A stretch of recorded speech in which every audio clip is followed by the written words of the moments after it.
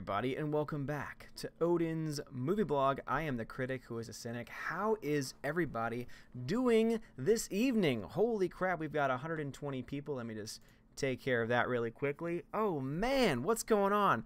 Guys, thank you all so much for all of your support. This has just been absolutely insane. We already have super chats to get to. Holy crap. But seriously, thank you all so much. I cannot believe, oh my god, the chat's lighting up right now. I cannot believe that we hit 15,000. Like, let's put it this way.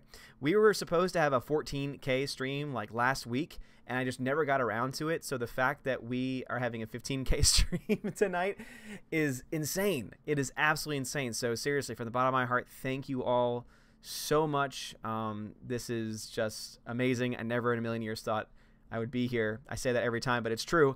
And you guys are awesome. So hello, Darth, David R. What's going on? Zen Waters. Let's see, what is that? Kaz Mizal. What's going on, bruv? Lethal Lightning, Lily Patton, Alan Sparks, Razor Rex, Alex Martinez, Alan Sparks. I already got that one. Aiden Vickery, what's going on, bruv? Tina is here. Grace G. Adam Shawhan, Big Daddy Sunbeam. Laura's here. Antonio Hernandez is here as well. What's going on? Steph is here as well. What is going on? What's going on? DJ D Show, G Monkey, Grace, Mark, DC, Luis Reyes, Patrick Machowski, Zach, Greg, and see, I already got him already.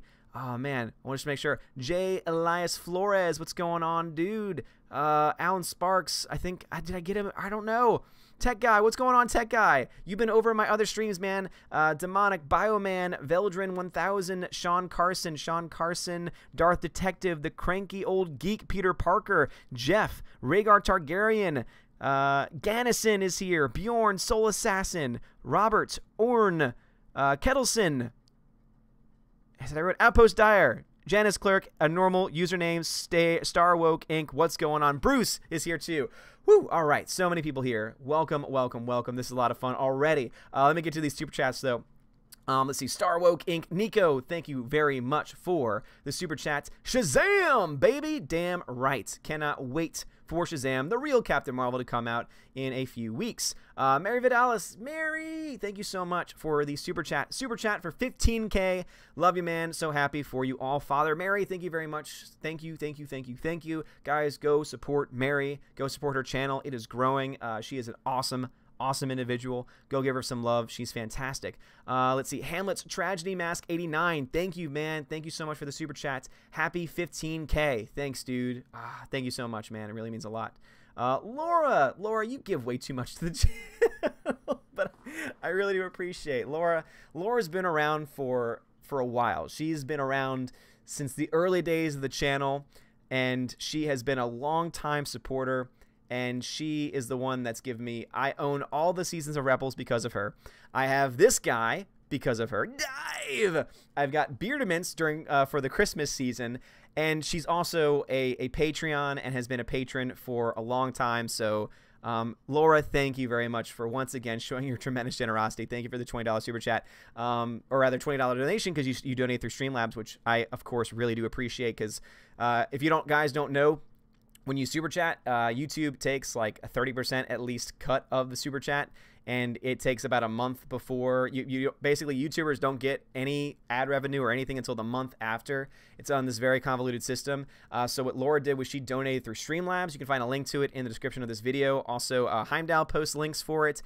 Tina and Steph will post links for it as well. And what it is essentially a way for you to donate either through PayPal or through credit card, very similar to what you do with the super chats, but the difference is that there is only a very small transaction fee that is taken, and I have access to it almost immediately within a day, sometimes a couple of days. It depends on the credit card or not, but that's totally up to you. If you want to support the channel that way, I appreciate it. If not, that's fine too. Just you being here, supporting the channel with your views is also very much appreciated, seriously. But Laura, thank you very much for the $20 donation, and she says, congrats on 15K. Thank you so much, Laura. Seriously, you're awesome. Let's see. The Price is Right review. Wow, dude. Thank you so much for that super chat. Sup, Odin. Always a pleasure seeing your content, bro. Question for you. Did you hear about Brianna Wu calling for government intervention after the Captain Marvel backlash, calling for censorship? If so, what's your take on it? I did see that. I know that it was covered on the Geeks and Gamers channel. I think Josiah did the video on that for Geeks and Gamers. And all I have to say is that that's stupid. That is absolutely stupid. That is basically the argument of somebody who cannot win. That is the argument of somebody that cannot stand on their own 2 feet, cannot make valid arguments, cannot speak from a logical standpoint, and so therefore what they want is they want the government to come in and shut down all speech. That does not agree with them. They want to label all speech as hate speech. That is not in full agreement with them. It's the same reason why you're seeing so many pushes for groups like the Catholic Church or Christian groups or a variety of other groups to be labeled as hate groups. In fact, the Southern Poverty Law Center has like condemned several groups as being so-called hate groups. And it's a dangerous place to be in, because if this continues, if this kind of a push continues, then you're talking about severe, not only government intervention, but also a restriction of our rights, especially freedom of speech. So yeah, I think that Brianna Wu is an idiot. I think that she's a coward. I think that she knows that she cannot possibly, if someone were to debate her, she would get destroyed. I would love to see Brianna Wu try and go up against someone like a Ben Shapiro, who is just so quick on his feet, or even, hell, even Bill Maher.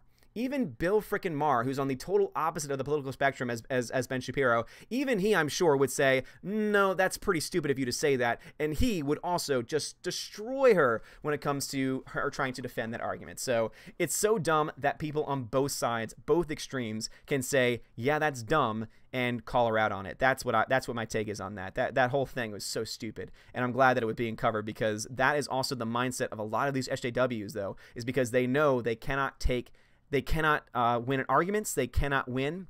And so therefore, if you can't win, well, you might as well just shut them down. Might as well just shut everything down while you're in the process. And that's unfortunately what they're trying to do here. But Price is Right. Thank you very much for the super chat. Really do appreciate that. Lethal Lightning, my boy Lethal Lightning says 15K, baby. Get keen, sends internet hugs. Yes, indeed. Thick Fam is being represented by Lethal Lightning. Guys, go check out Lethal Lightning. Go check his channel out. He's an awesome guy. He's one of my Aussies. He's one of my guys from Australia. And he's a really, really cool dude.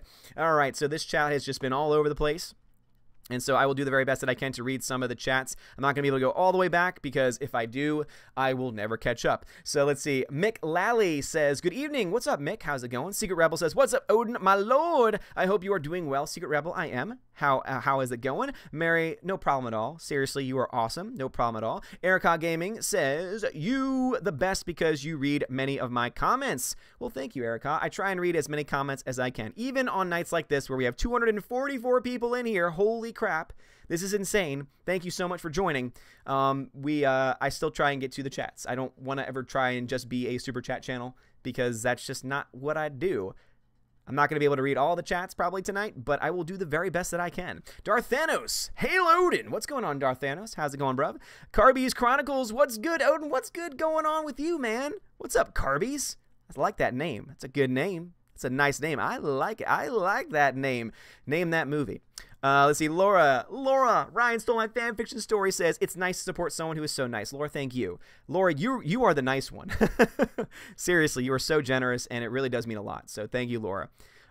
Timothy Schoenling says, hey, Odin, you know how they are bragging about Captain Marvel's Thursday opening? I find that so phony. Yes, so talking about the Captain Marvel opening, yes, $20 million is very impressive. It's very impressive. It's not record-breaking, as they made it very clear. I think it's the third largest opening in March. Third largest, right behind, I think, what was that? Beauty and the Beast, I think, was one. So, I mean, still, $20 million is nothing to snuff at. $60 million Friday is also very good. It was International Women's Day, so I'm sure it was boosted by that. The fact that it's doing well in China is big. However, someone revealed to me that apparently Friday in China was a half-day holiday, and so it explains why the number was so large. And so some suspect that the Saturday and Sundays won't be as big, and I think that could mean something as far as the overall numbers in China. And also, we don't know if there's going to be or how big the week 1 to week 2 drop-off is going to be. So there's still a lot of questions out there. Is the movie going to make money? Yes. I've been saying this from the very beginning, guys. This movie's going to make money. There's no denying that. The question is, how much money is it going to make, and is it going to reach the levels that they've been pushing it to? Is it going to reach these astronomical levels that they've been saying, oh my gosh, this movie is going to be the second coming of Christ. It's going to be the biggest, baddest, best film ever. It's just not living up to that expectation, though. It's doing well. It's doing very well, and I'm never going to deny that fact. Again, I'm going to be honest with you guys. I'm going to be straight up with you. If you want to know more of my thoughts, tomorrow at 10 a.m. is when the box office for the weekend, when we get the official estimates, and I'll be doing my typical box office breakdown over on the Geeks and Gamers channel. And I'm always fair. I always give you the honest numbers. I give you my honest takes, my honest thoughts, and I've never claimed to be an all-seeing person, though some might suspect that I am. I've just said, hey, these are the numbers, and these are what my experience with these numbers has been, and this is what I'm suspecting. And basically this, if this movie makes $300 million this weekend in total, both foreign and domestic, which I think is very likely, if you see a 50% drop for next weekend and it makes $150 million next weekend, which I think is a bit of a stretch, but, again, worldwide, it's still possible, then you're looking at this movie making around $760 million, which, again, is pretty good. But I still think that's lower than their expectations for this movie. So I can't wait to see the numbers. And if we see a bigger drop than that, if we see like a 70% drop, well, then this film is going to make a little under that. It's going to make around $650 million, which is about what I thought the high end of the movie was going to be. So we still have a lot of numbers to wait for. Darth Thanos, I believe I got, yes. Alexander says, hey, what do you think of the Game of Thrones trailer? Oh, man, the Game of Thrones trailer was so good.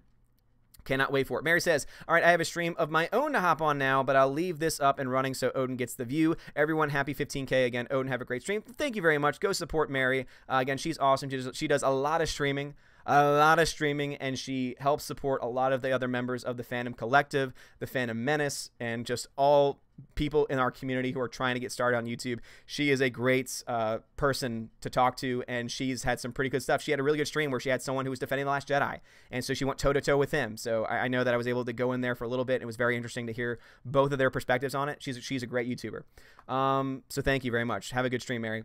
Let's see, Lamis Evangelatos, welcome to the channel. James Schlotterbeck, awesome name, welcome to the channel. Carlos Crespin, thank you very much for the super chat. Edge of Tomorrow is getting a sequel, so can Alita. It's a very good point. Edge of Tomorrow did not make a lot of money at the box office. Edge of Tomorrow was essentially a financial failure when everything was said and done. In fact, I don't ever want to just give you guys numbers without being able to back it up, because sometimes my memory isn't perfect. I know, right? My memory should be perfect. My memory should always be perfect. So Edge of Tomorrow. Oh, yeah, definitely not. So the movie was made, Edge of Tomorrow was made for $178 million. Just for perspective. Alita Battle Angel was made for $170 million.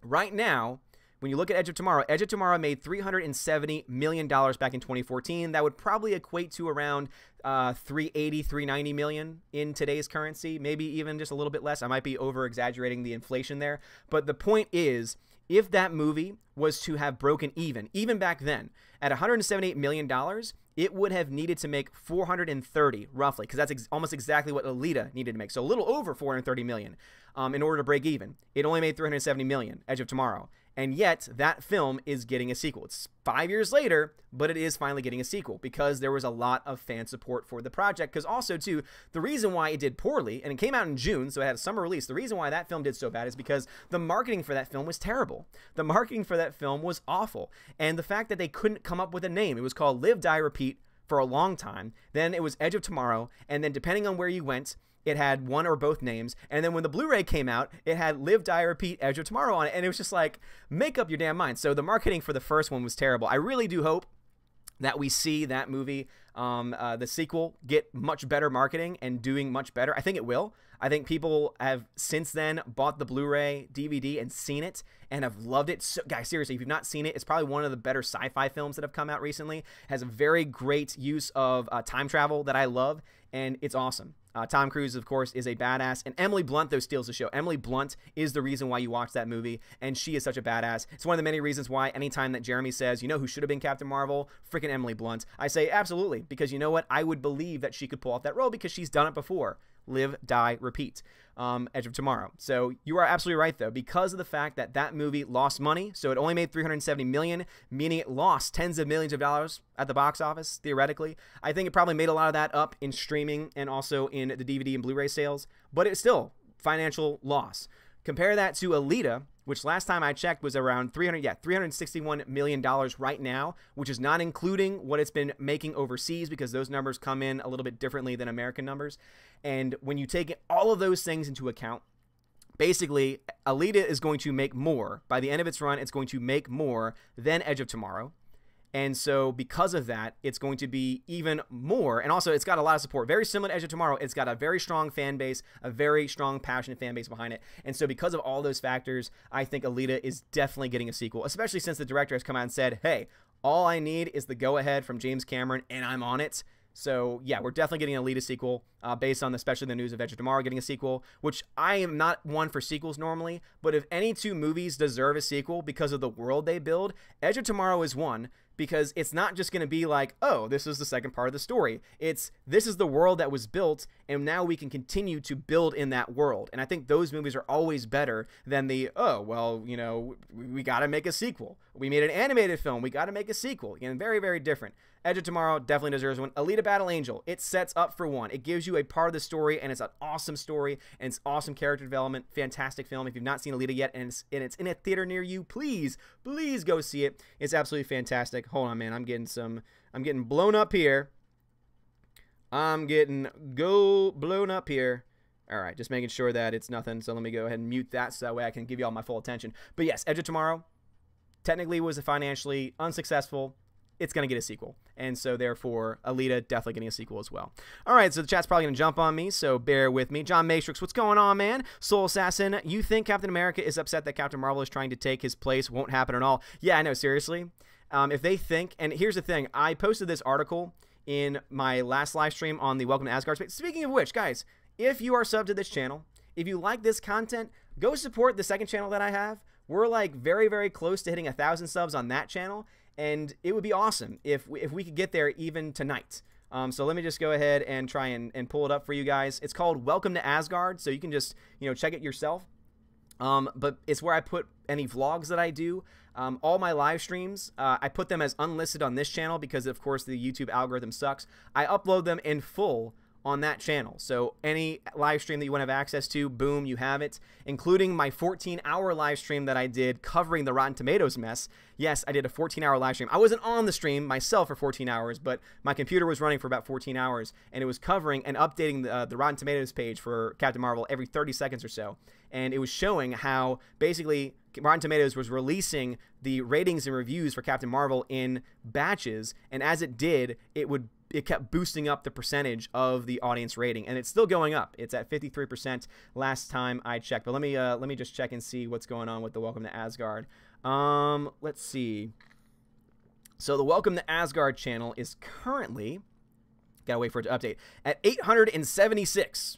So it's at 876 subscribers. So Valkyrie, if you can post a link to it, guys. So if you want to support it, please go support it. It would mean a lot to me. If we can get that to 1K, that would be freaking awesome. And I definitely want to do even more for that channel. Just because there is so much, because it is not strictly a movie-related channel, it means that I can do more stuff. For example, I can do the 14-hour live stream and not worry about it having to mess up everything with YouTube since YouTube sucks. It allows me to do videos on things that aren't movie-related, maybe politics, religion, things like that. So it gives me a little bit more freedom to do those things, and so go check it out, subscribe to it if you can. It would mean a lot to me, and I'll keep that up in the background and check on it every now and then. So so thank you very much, man. I really do appreciate it. All right, anyway, getting back to this chat. Soul Assassin says, okay, hold on, I got that one. Demogeni, what's going on, bruv? What's going on? All right, let me get here in the chat. And let me get to some super chats before I get back to the chat itself. Let's see. The Price is Right review. Thank you for another super chat, man. I honestly hope we get an Alita trilogy if done right and makes enough money. Yes, absolutely. No more than 3, though. And honestly, I think they could probably finish it in 2 if they were really wanting to. The thing with Alita 2 is that it's going to have to come in under the $170 million budget. I think that's going to be the one restriction, is that they're not going to spend nearly as much money on it as they did on the first one, which kind of makes me sad because it makes me worried that they might not get the same type of visual effects that they were able to get for the first one, but that still remains to be seen. So it's going to be interesting. It's definitely going to be interesting to see what happens with Alita, but I definitely think it's definitely going to merit a sequel, and I honestly think it's going to get pretty damn close to that $430 million. I think it's going to break $400 million by the end of its run, and at that point, everything else that it doesn't make back, at that point, that's stuff that it can easily make up in Blu-ray sales, in streaming deals, etc. And so it's going to be able to not be a complete negative for the company overall. And also, the biggest worry that I have, of course, though, is the fact that it's a Fox property now, but the Fox deal with Disney is about to go through. And so I'm not sure if Disney is going to allow for a sequel. That's the only thing I can think of, is that Disney will look at it and say, oh, wait a minute, this is the franchise that everyone tried to push for and support when Captain Marvel came out. We're not going to give you a sequel. That would be my one concern. But yes, I agree with you for sure that a trilogy would be cool, but I think they could probably get it done in 2 movies, if I was going to be honest. Because you have the one that takes place in Iron City. Second one can all take place in the skies above. Tactical Assault Hug Operator. That's an awesome name. Thank you very much for the super chat. Says, are you going to edit up a time lapse of the numbers changing on Rotten Tomatoes with some commentary? So what I'm planning to do, Tactical Assault, is I'm still waiting for that 14-hour file to finish processing. Once it has finished processing, I'm going to download the MP4. I'm going to put it into my editor. I'm going to basically speed it up as much as I can, so that way there's a condensed file where you still see the live numbers as it changes, and you'll see it a lot faster than we were over that 14 hours, and you'll see just the jumping that it does. And I might add commentary to it. If not, though, it'll definitely at least be a condensed file. Definitely, you'll have the full 14-hour file if you really want to watch. I wouldn't recommend it because I talk maybe 3 different times during that stream. The rest of it is just the page refreshing. So you'll have that file available, but I'll also have the other file, the condensed version as well. But thank you for the super chat, man. I appreciate it. Demajanai says, Alita is at 360 million last time I checked. You are correct. Alex Martinez says, Odin, so did you buy a ticket to Alita, then go to Captain Marvel instead? Yes, allegedly I did. Allegedly, supposedly, according to some people, that is what I did. That's all I can say. I can neither confirm nor deny, but one might say that that is what happened. Let's just say my money went to the place where it should have gone. And thank you, man. I appreciate your love. Let's see. Shashank Rajput, I'm sorry if I butchered your name, says, hello, Odin. Love your videos. Thank you very much. Really do appreciate that.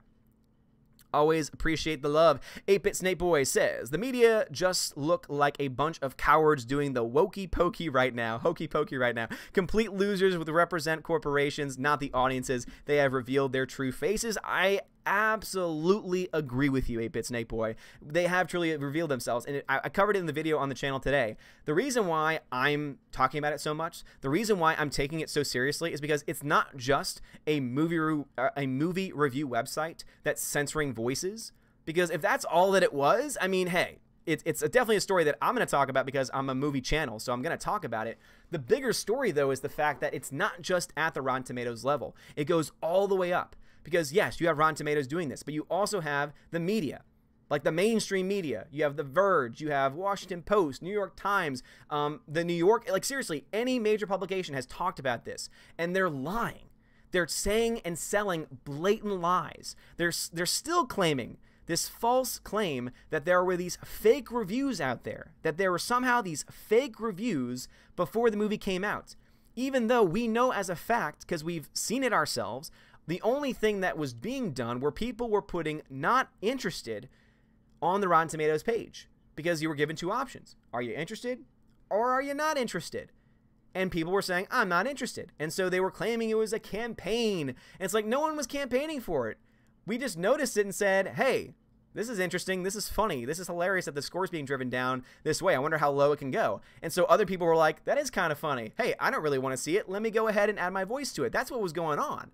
Like, seriously, that's the only thing that was going on. At no point were we like, yes, create a bunch of bot accounts and drive the score down. No one was saying that. And if they were some lone person on Twitter. I mean, that's not what was going on at all. And so it really is just it's amazing to me because, again, they've been covering up for Rotten Tomatoes. They've been lying on behalf of them. They've been lying on behalf of Captain Marvel. They've been protecting it. Captain Marvel has been protected at every single level because the main narrative is this. Oh my gosh, you are a bunch of sexist trolls. A bunch of sexist trolls are the ones that are driving the scores down, when that's just not true. Especially when the website in question isn't even allowing 5-star reviews, let alone half-star reviews, to be posted. And if they are, they're doing it in chunks, and they're not being transparent about it because they're releasing the reviews at random times, and they're not being very clear as to what constitutes a valid review and what doesn't. So basically, they get to completely decide what that score is going to end up being, which is why it's probably going to end up in the 60s when everything is said and done. So yeah, it's been really sad to see all of that stuff happen, for sure. Gannison loves Alita. Gannison's one of the guys that was pushing for Alita. I think that was even before I saw it. He was the one who was a firm believer. He said, no, seriously, Odin, it's great. There's no SJW politics in it. He was sharing with me images of things he shared on Facebook. Like Gannison was such a passionate fan. And he was one of the many reasons why, other than, of course, the fan reaction and everything like that, that made me want to see it and say, okay, I'll give it a chance. And it's because of people like Gannison that I fell in love with it. I absolutely fell in love with it. God. 70B, what's going on, girl? Waven22, what's going on? Hey, Mr. Odin, just subbed to your new channel. Waven22, thank you very much, man. Dude, Waven22 is also a guy that's been around from the very beginning, been around for a very, very long time. So it's great to see you here. I know that it's late where you are, man, so thanks for joining, even just for a little while. All right, let's see. All right, chat jumped on me, so let me find a nice place to stop and then get to the super chats. So let's see. The Price is Right review, thank you very much for the super chat, says, my only question regarding Alita Trilogy. Since we know Alita is a huge manga series, how would they fit a lot of the canon into a trilogy? And I think that's definitely going to be the one problem for what I was saying about there being 2 movies, because I think that they could do it in 2. The fact they were able to do that first movie as well as they did in about a 2-hour movie shows me that they can adapt it very well, because almost every person that I know that reads manga or knows anything about it said it's a fantastic adaptation. I was actually able to watch on YouTube, there's the anime series that they made off the manga, and it was amazing how almost shot for shot it's almost like the live action movie, the one that we have, Alita Battle Angel, is essentially almost the exact same. And I'm assuming the anime was like a shot for shot of the manga. So I think that because they were able to do that, that it's definitely possible. It's definitely possible that they would be able to put this entire story. I know that the manga is probably a lot of information, a lot of series, and a lot of issues. People have been saying, dude, you need to read the manga. It's so good. I'm not a comic reader in general, so I don't think that manga would, I don't think I would fare much better with manga, to be honest, because I have to listen to audiobooks in the first place because it's hard for me to stay focused on just regular books in general. So I would love to get into it if I had the time to, but because I know that James Cameron as a producer and Robert Rodriguez as a director and that cast that they have are able to take this material, bring life to it, and also do so respectfully, I have confidence in whatever it is that they're going to do with this. I think that they'll figure it out. I think that they are without a shadow of a doubt going to figure out exactly how to take care of it and to do it well. So I'm not worried about I'm honestly not too worried about the trilogy because I think that they'll do it well. The thing that they need to focus on is making the second film as great, if not better than the first, especially keeping the visual effects up to pace, and then market it so much better. Because if they can market that film, they're already going to have the hardcores like me and Steph and Tina and Gannison and all the other people that have been supporting Alita. They already have us. But they need to be able to reach out to those people that didn't see it, especially the American audience. Because even though it's doing very well in China, even though someone said on Twitter earlier that apparently it's got an extension in China, which is very rare, and I hope it's true. I've not been able to double check on that lately. But if that's the case, then this movie is going to do well in China. It's got very high ratings over there. People are still going to see it even after it's been out for a long time, which in China is very rare. And what we need to do, though, and what the company needs to do, is to be able to figure out a way to market it to Americanized audiences. I think that's going to be the biggest thing. Gannison says in the chat, Disney has become the evil corporation like Wayland Yutani Corp. Yes, that's a very, oh man, that's a great comparison. Aiden Vickery, what's going on, man? How's it going? Suicide Grunts of America, what's up, bruv? The Thunderbirds flying over the Captain Marvel red carpet event really disappointed me. That happened? That's so disappointing.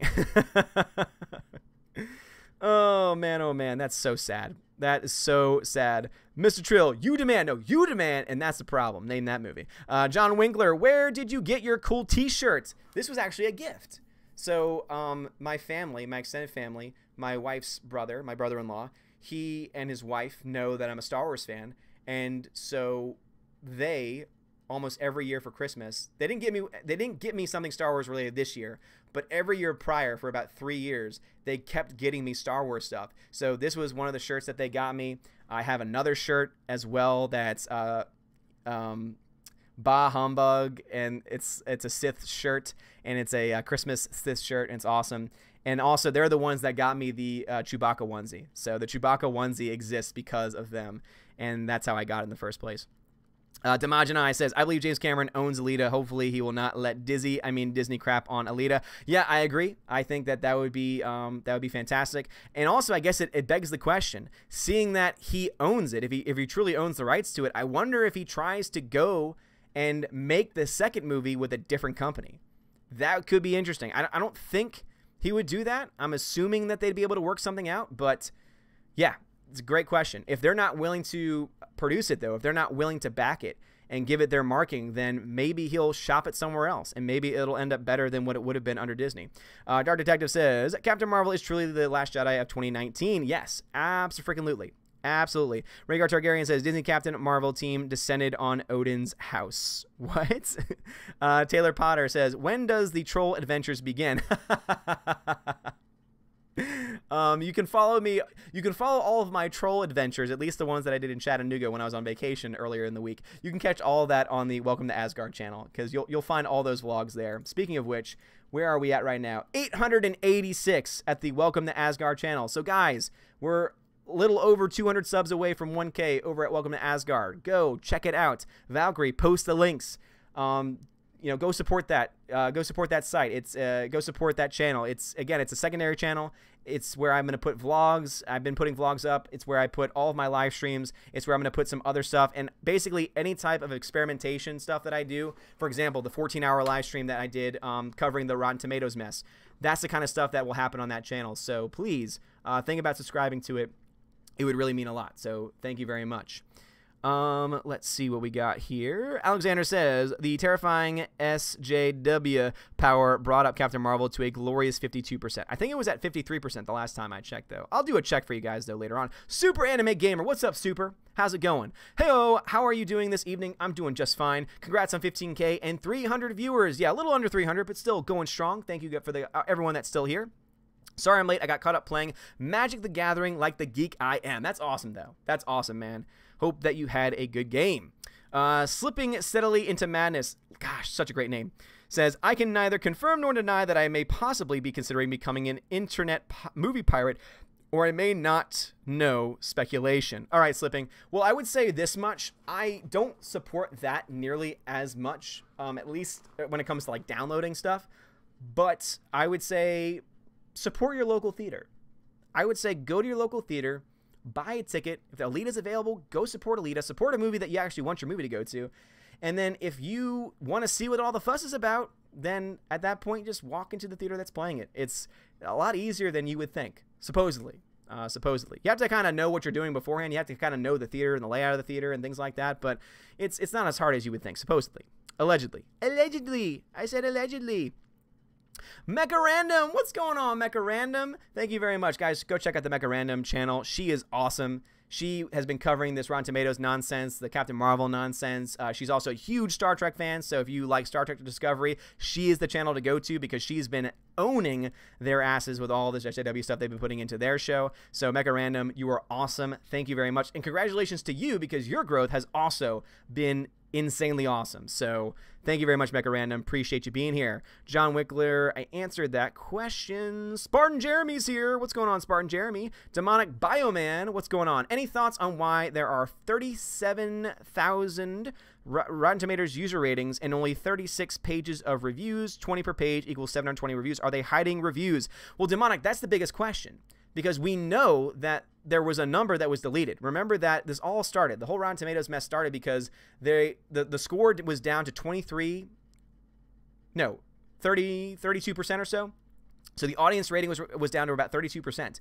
And then all of a sudden, 40,000 ratings disappear. So I assume during that purge that they probably deleted several reviews as well. So basically their site is a mess. Either there's only two options that can happen. Either one, they are deliberately hiding reviews and blocking reviews and only releasing positive reviews in a higher majority than the negative ones that are coming in. So that's one possibility. And the second is that they're incompetent and whoever designed their website should be fired. And it all stems back to, because even if you go with that second option, that all stems back to the fact that they changed their entire website to protect the movie. They changed the entire website. They took away the interest, whether you want to see or don't want to see. They took that function away. And they did it so rushed. They did it so haphazardly that I think it honestly broke their site. So it wouldn't surprise me if it was that second option. But also, that second option means they broke their own website in order to protect a freaking movie, which is not their job. Their job is not to protect movies. And yet their scores are pretty much geared to protect various movies because of the way that their rating system works. So yeah, that's where I am with that. All right, chat jumped on me again, so let me find a nice, comfortable spot in the chat, and let's get to a couple of super chats. Says Alton Foster, thank you very much for the super chat. Says, so Odin, for Rotten Tomatoes, all of negative reviews are being held, but the positive copy and paste posts are okay. No, it's a fair question. I haven't seen the copy and paste post myself. I've seen images of them, but I have not seen them actually on the Rotten Tomatoes page, so I don't really know what's going on with that. I also know that the app, like the Flickster app, is showing very different things than the Rotten Tomatoes page, even though they're both connected. So basically, yeah, there's a lot of mess. There's a huge mess going on with Rotten Tomatoes and the way that their website is set up. And again, I think it all stems back to when they originally deleted the not interested function. I think that's what started everything. And I think that they are starting to face the repercussions of those actions. And I think that they've honestly killed any and all credibility they have left. And at the end of the day, it's going to hurt their bottom line when everything is said and done, especially since many of us are now pushing for and trying to create new opportunities and new websites for people to review movies. I actually set up one myself. It is very, very low key. It is very, very simplistic. But it's at least a place where you can put a thumbs up, thumbs down, whether you want to see a movie or not. And if you have seen a movie and it's out, where you can leave a star rating for the movie. And it's going to be saved. It's not going to be deleted. It's not going to be wiped away. You can also leave a comment as well. And it's great. You know, it's very simplistic. And I have a lot more. That is not the end of what I have in mind. Actually, the reason why I was late was because I was actually breaking the movies that I have on the website into categories to try and make it a little bit easier to look at.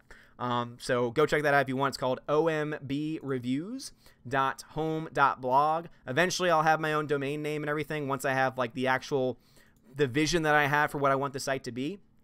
And once that happens, we'll be kicking.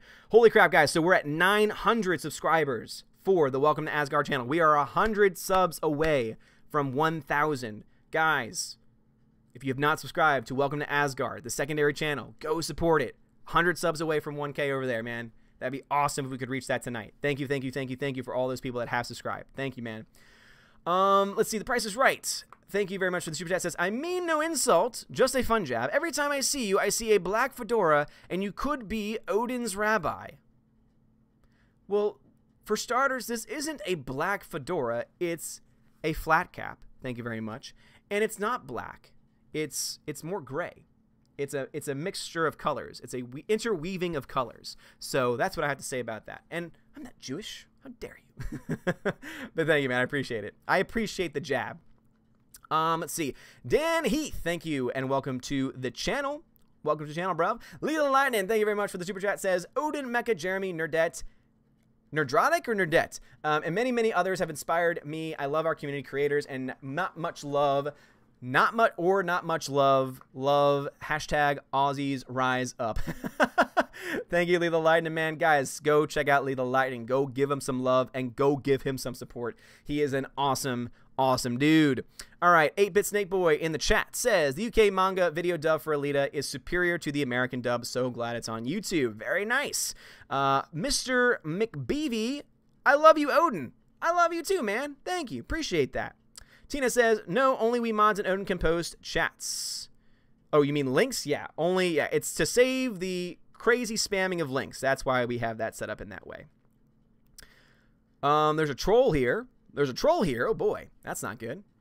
Let's see. Astral Walker says, "Hey Odin, so it looks like Captain Whammon is going to open 150 to 160 million. Very strong opening. Any predictions for its second weekend drop?" So what I think is, I think that it's barely going to make 150. I don't think it's going to go over 150. I actually, my prediction is that it's going to make for Friday to Sunday. So again, Friday to Sunday, around 120 to 140 million. And when you add the Thursday, that's what's going to bring you to tops 160.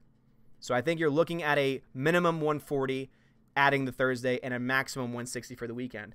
And the reason why I think it's so high is because of all those damn pre-sales they kept talking about, because I think that people were trying to they were trying to load up the front end of the movie's release. So because so many people bought tickets this weekend, I think you're gonna see a severe drop-off. I think and suspect you'll see over 50%. Well over 50%. I would predict probably 60% or so. And if that happens, if we see a 60% drop, then the film is likely going to, if it has legs, which is still also something remaining to be seen, especially if we see what it actually does in China, especially week 2 in China, it might make it up to the $700 million range, but it might not. So that second week is going to be crucial, and that's when we'll know a little bit more about how much it's going to make overall. Minzy421 says, "Where's your hammer and cape? If only I had one, I'd be wearing it." Steph says, "Done and done. Thank you." Zoomt says, "Great channel. I love blogs and experiments." Thank you, man. I appreciate that. I really do appreciate it. Thanks for everyone that said sub. Seriously, we're up to 913 subs. Thank you guys so very much. You're awesome. 914 now. Adam Shawan says, "Captain Tuna Box 90,000? Captain Tuna Box 90,000? What? What?" Secret Rebel says, "What? Captain SJW, is this the start of the end of the MCU?" Oh, I guess with Captain SJW? It could. I think that Endgame is going to be the end game, no pun intended, for a lot of people. I think that Endgame, once that happens, that's when people are going to say, all right, it was fun, it was a great 10 years, but now I am going to try and focus on other things. Now it's time for some new material, new stories, new genres of film. That's what I think is going to happen. So it's going to be interesting to see what that Spider-Man Far From Home take is going to be, because that's going to be the first movie coming out post-Endgame. So it's going to be very interesting to see what they try and do with all the movies coming out after that. And if they try and continue to go in this woke direction, that's what's going to hurt them. Because if this is the last Jedi of this year, which it very likely could be, the next movie is the most likely one to fall. And if they announce after this movie a all-female Avengers film, just for no other reason than having an all-female Avengers film, or if they announce anything else, like, oh, Captain Marvel 2 is coming out in 2 years and it's going to feature Miss Marvel, the first Muslim comic book character. If they try and go and preach and go identity politics, that's what's going to hurt them in the long run. No question in my mind. See, Gannison says, "Alita in Malaysia is very popular and it's still showing here even after Captain Marvel release." Gannison, that's awesome, man. I know that you're going to go support it for sure. All right, chat jumped on me, so let me just go up and let's see what we got here. All right, no super chats. Perfect. Soul Assassin says, "Which Pokemon are you hoping to see in Detective Pikachu?"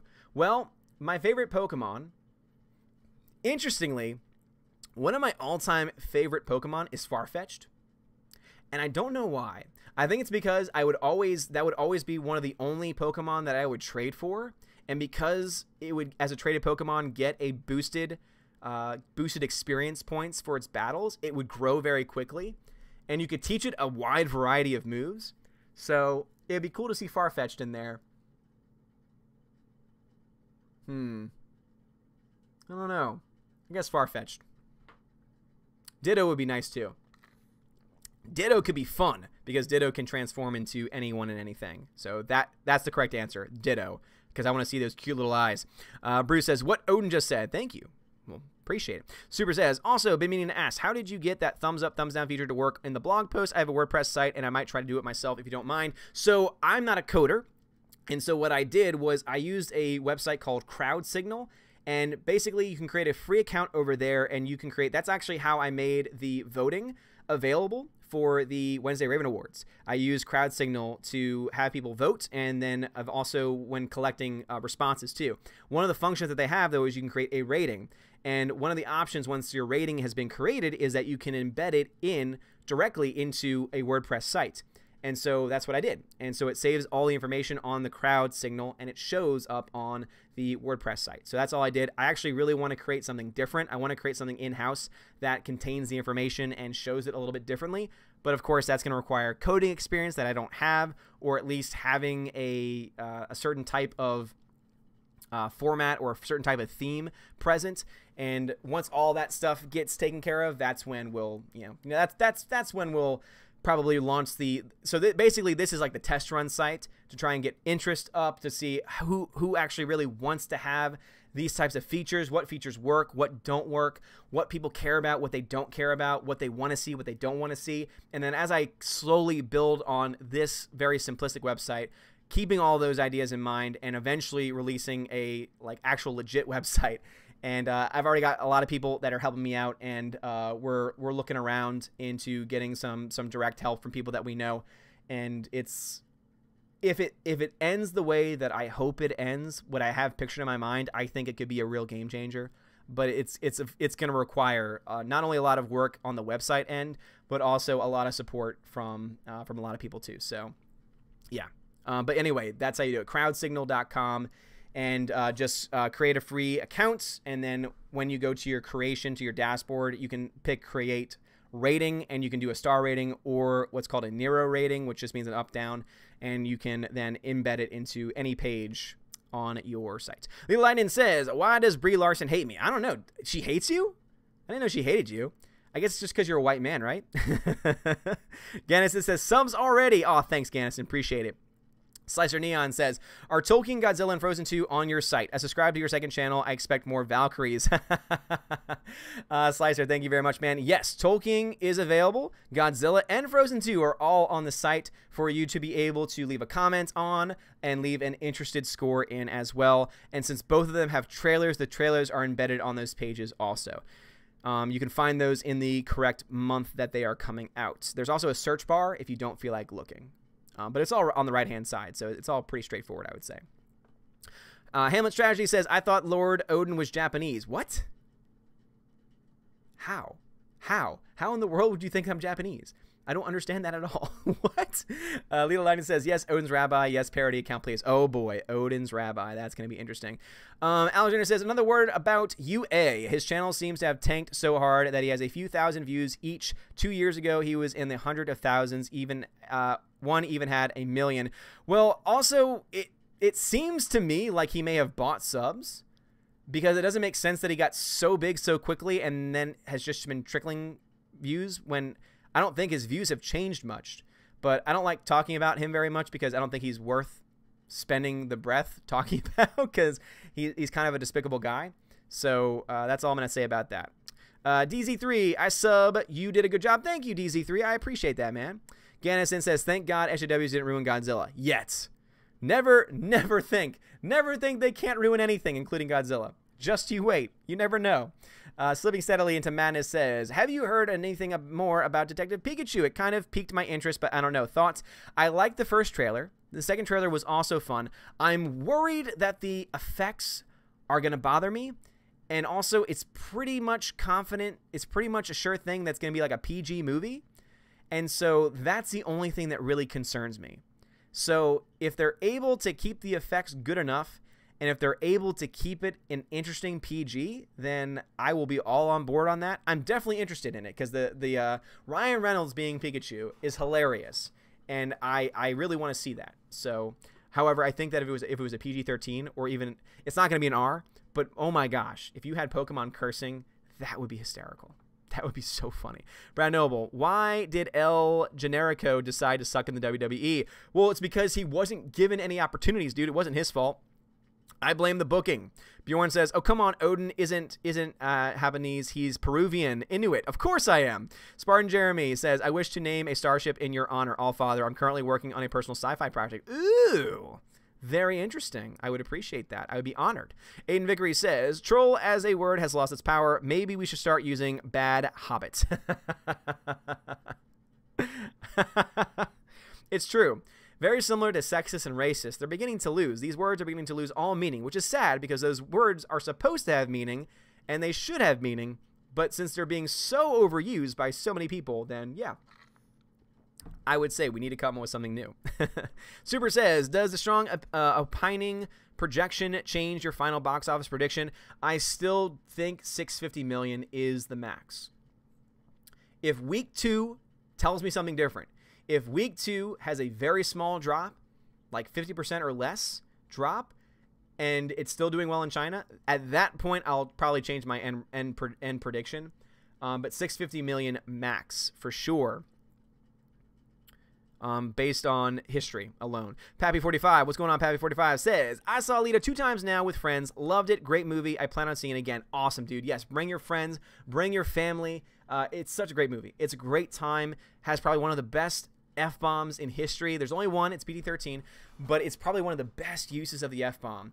And this is coming from someone that doesn't like to use it in my own life. And it's just, if you're going to use it, it's the time to use it in the movie. It's so good. FP Sunny, what's going on? What's going on? Let's see. Grandma Tarkin says, ever thought about an alternative service like Minds if YouTube continues messing with your free speech? I have an account on Minds. I just don't know how it works. Like, I'm already active enough on Twitter, and I have not been silenced on Twitter, at least at this point. So I do have a Minds account. It's just, you know, I think it's just the / or at Odin's movie blog. So I do have an account over there. I just don't really use it because I don't really know how to use it. I know Tim Pool talks about it a lot, and I think that what he's trying to do with it is great. It's in a totally different world to me at this point in time. So I would definitely be open to a new social media, though, if that does continue to happen. All right, chat jumped on me again, so I'll stop it there. Who we got? Moist Visions Inc. Thank you very much for the super chat. Says, more films with moisture. That's what we need. Damn right, man. Keep it moist. Moist Visions Inc. Guys, go check out his channel. New and upcoming channel. And he loves to talk about moisture. The Price is Right.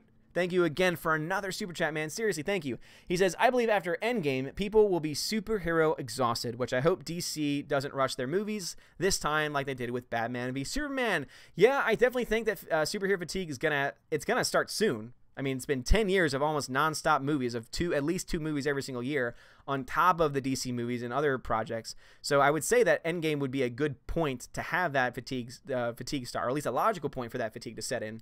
So I would agree with you. However, DC is fine this year because it has Shazam. And next year it's okay. Wonder Woman 1984 is going to do fine. I think that's going to be another billion-dollar film for them, honestly, because their first Wonder Woman did so well and was so well received in a variety of places. And it was a slow start. I mean, it did not have a great start. But because people loved it and because the word of mouth was so good, that's what caused it to have legs, and that's what caused it to be able to make as much money as it did, almost $1 billion. I think 84 will make $1 billion. What I'm more worried about is the films following that. Birds of Prey, I think, has a very strong possibility of being a giant mess. Who knows what Joker is going to be like, since it's supposed to be like an independent film that's not technically a part of the DCEU that's coming out this year. Yeah, it's going to be interesting. It's going to be very interesting. All right, see. Let's get back to the chat. Dark Detective says, someone said we're just using Alita as an excuse to hide how sexist we are. Yeah, of course.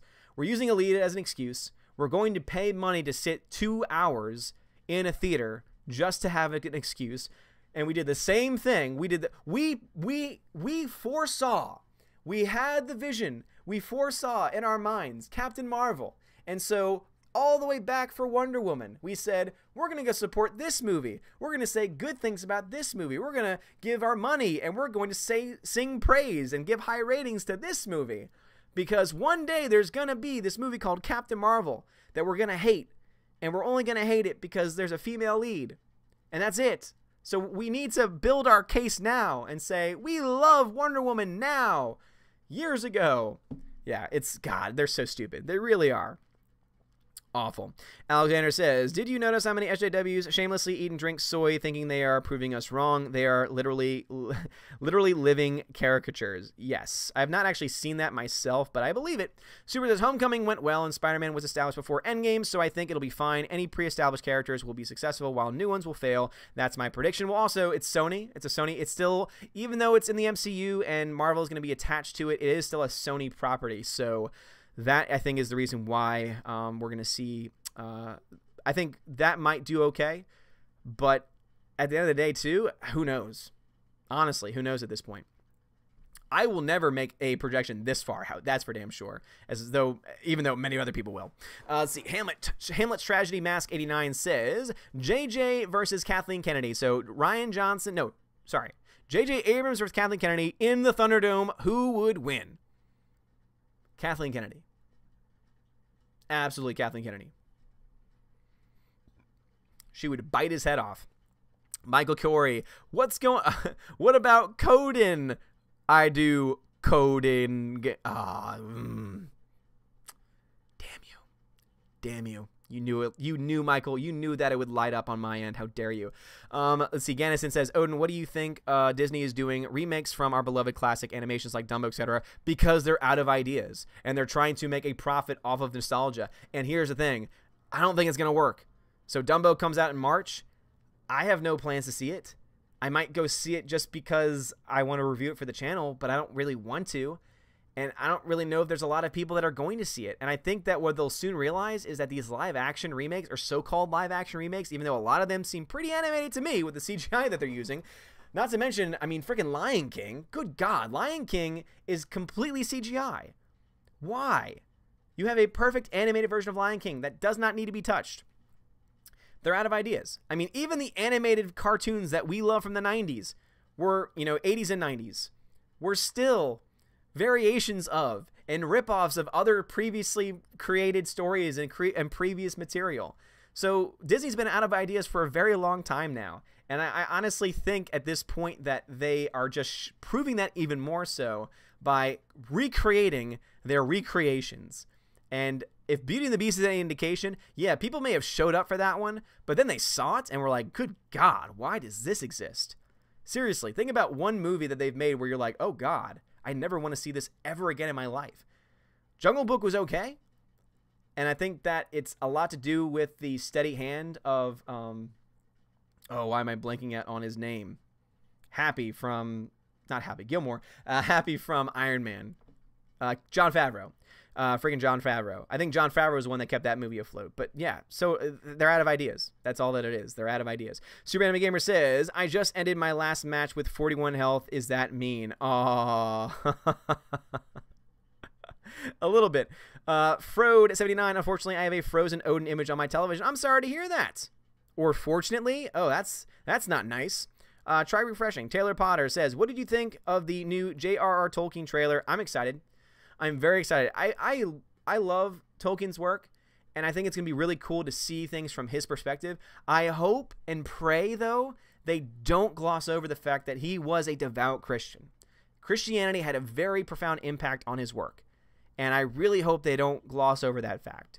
And if they do, I'll be very upset. So that's the only thing I'll say about that is I'm excited, but I'm also hesitant. Because it could be great. Super says, Odin is as Japanese as Emma Stone is Hawaii. I got that reference. To be honest, I did not hate that movie. Aloha is not the worst movie I've ever seen in my life. Not going to lie. I did not mind suspending my belief that she was not Hawaiian. Yes, Tina, I agree with you. For some reason, he keeps bringing that guy up for some reason. Hamlet shirt, my humor rarely goes over well with Lord Odin. No, yeah, probably. Darth Detective says, someone said we're just using Alita as an excuse to hide our site. Okay, I already talked about that. Will Gentry says, what up? What's going on, man? What's up? Appos Dyer, Odin, from now on, when you tweet, use hashtag #BadHobbit. I love it. Frode says, his name is Odin, and he rocks the YouTube telly. He's half Joe Camel and a third Fonzarelli. He's the Kung Fu hippie from Gangsta City. He's a rapping surfer. You're the fool he pities. Well, thank you, man. I'm not one for rap, but thank you. I appreciate that. I'm not talking about UA anymore, Alexander. CWD says, here is a new word, badong. SJW NPCs are bad and wrong. They are badang or badong. I like that. I like that a lot. All right, let me, chat just jumped on me again, so let me find a nice safe space. Math isn't my best subject. Thank you very much for the super chat. Says Disney's afraid to innovate. Innovation runs the risk of losing the coveted green. That's why they're trying to acquire everything. I think that's a very good point. But also, in their attempt to acquire everything, I think very soon they're going to cross that line of, are you creating a monopoly of sorts? Maybe Disney, antitrust, maybe. I don't know. It's not looking good for them. I think that legally they'll be in some hot water in the future. That's what I think.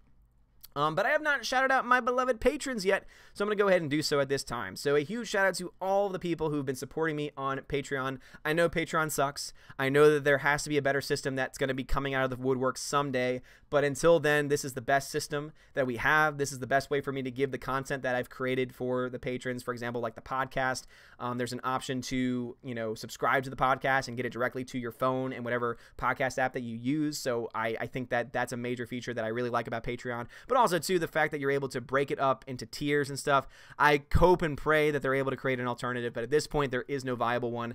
And so because of that, a huge thank you, and shout out to all of my patrons, starting with A Grey Jedi, Adam Shahan, Albertus, Delete System 32, Edward Coleman, Enrique Evangelista, Entertainment Hacker, Frank the Tank and the Shahan Wienerdog Clan, Harold Francis, The Hunky Chunky Funky Monkey, Inflamed Wood, Trap Productions, Jason Clark, Jeffrey Toon, Jonathan, Laura Story, Matthew Kadish, Mr. Peabody and his evil twin, Outpost Dyer, Perpetual Punster, Projar Sarif, Proper Jeremy, Shenglong, Sir Lance Elato, Theodora, The DJD Show, Those Two Bald Guys, Tina B, and Wolfgang Lounge. Thank you very much for being my patrons. You are all amazing and beautiful people. All right, back to the chat. Aori says, how do I find your Captain Marvel review on Metacritic? So you can look for my website. Just look up Odin. I think I'm listed as Odin Movie Blog and not Odin's Movie Blog on Metacritic, but I am listed over there, and so you can find my review there. Let's see. Grand Muff Tarkin says, hey, Tarkin says, with the constant insult my media director, sooner or later, someone will get so pissed off, they will be put in a hospital sucking their food through straws. Oh boy, that sounds violent. Bjorn says, Codin, good one. Damn you, Bjorn. Damn you! Eddie Marquez says, congrats on the new channel. Thanks, dude. Appreciate it. We're at 921 subs. We are 79 subs away from 1K on that channel. Go support. Welcome to Asgard. I would appreciate it. And thank you, Eddie Marquez. Super Anime Gamer says, Dizzy is making being a film fan and a film critic feel like work for the first time in our lives. Thanks, Disney. I hate you. I know, seriously, right? That should be the one thing that we don't have to worry about. We should be able to go into a movie and simply enjoy it. But now what they've done is they've just, gosh, yeah, I agree. They're turning the fandom itself into having to be a critic, and that is not what the fans should have to do. The fans should not have to be critics, like hardcore critics to this extent. We should just be able to enjoy stuff. But if you put identity politics into stuff, then guess what? That's not going to happen. Michael Corey, welcome to the channel, man. Thank you for subscribing. 8-Bit Snake Boy says, how much money and profits do you think Captain Marvel has lost thanks to its political marketing? 50 million, 100 million? It's hard to say. It's always hard to go backwards and say, oh, this is how much money it lost. The thing that I'm going to do is I'm going to look and see how much money all of the big websites were projecting the movie's going to make. Compare that to what it actually makes. And then that's what I'm going to assume the cost ended up being. So let's say that the number that they had in mind was $800 million or $850 or $900 million worldwide, and it makes only 700. Well, at that point, I'll say, okay, you said it was going to make this much money, but it didn't. It made $100 million less. At that point, I'll say the politics likely cost you around $100 million. So that's how I would probably figure it out. But again, when it comes to working backwards that way, it is definitely not as straightforward as simply subtracting. Dark Detective says, Alexa, call mom.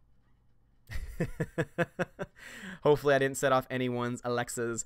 Alexander says, you want to call someone a soy boy, social justice warrior? Hey, Playboy, I got a refrigerator full of soy products. Dude, stop mentioning that guy. Seriously, I'm going to put you in timeout if you mention him again. Cass Hermosa says, hi from Manila. What's going on, Cass? How's it going, man? How's your opinion about famous YouTube channels like Tyrone, Magnus, and Real Rejects being hated because of their Captain Marvel reviews? I don't follow them, so did they give a positive or negative review? Because I think hating someone for their opinion is not good. I think if that's the only reason why you hate them, if the only reason why you're being criticized is because of the reviews that you have and the opinion that you have, I think that's a little silly. I would much rather someone be critical of a channel if they do stuff kind of like what UA does, where it's just a total ass and really doesn't do much as far as bring new stuff to the table. And yeah, so that's what would be my thought. Again, I haven't seen those channels, so I don't know what they've done. Let's see what we got here. Soul Assassin says, Disney Hour of Ideas, no wonder they keep buying other franchises. I fear the day when they announce an Alien or Predator reboot. Good God, please. They already did. Remember, Predator already got rebooted, and it was something. I actually liked it because it was a Shane Black movie. In my mind, it was a Shane Black movie, and so I enjoyed it as a Shane Black movie. It was not a good Predator movie. I agree with that much. Holy crap. Reed Palancia. Dude, Reed, thank you so much. Reed, you've been so supportive of this channel.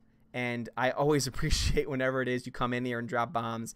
Thank you. Seriously, dude. This is awesome. Wow. Thank you for the gigantic super chat. Reed says, what makes Superman a hero is not that he has power, but that he has the wisdom and the maturity to use the power wisely. From an exciting point of view, that's how I approach the part. Christopher Reeves, a better take on how to portray a powerful person. So one more time. What makes Superman a hero? So this is from Christopher Reeve. What makes Superman a hero is not that he has power, but that he has the wisdom and the maturity to use the power wisely. I think that's totally right, and I think that's something that the directors of Captain Marvel really should have taken to heart. And should have realized, no, you can't just make an OP character that never struggles, that is winning at everything, that is so overpowered that it's ridiculous.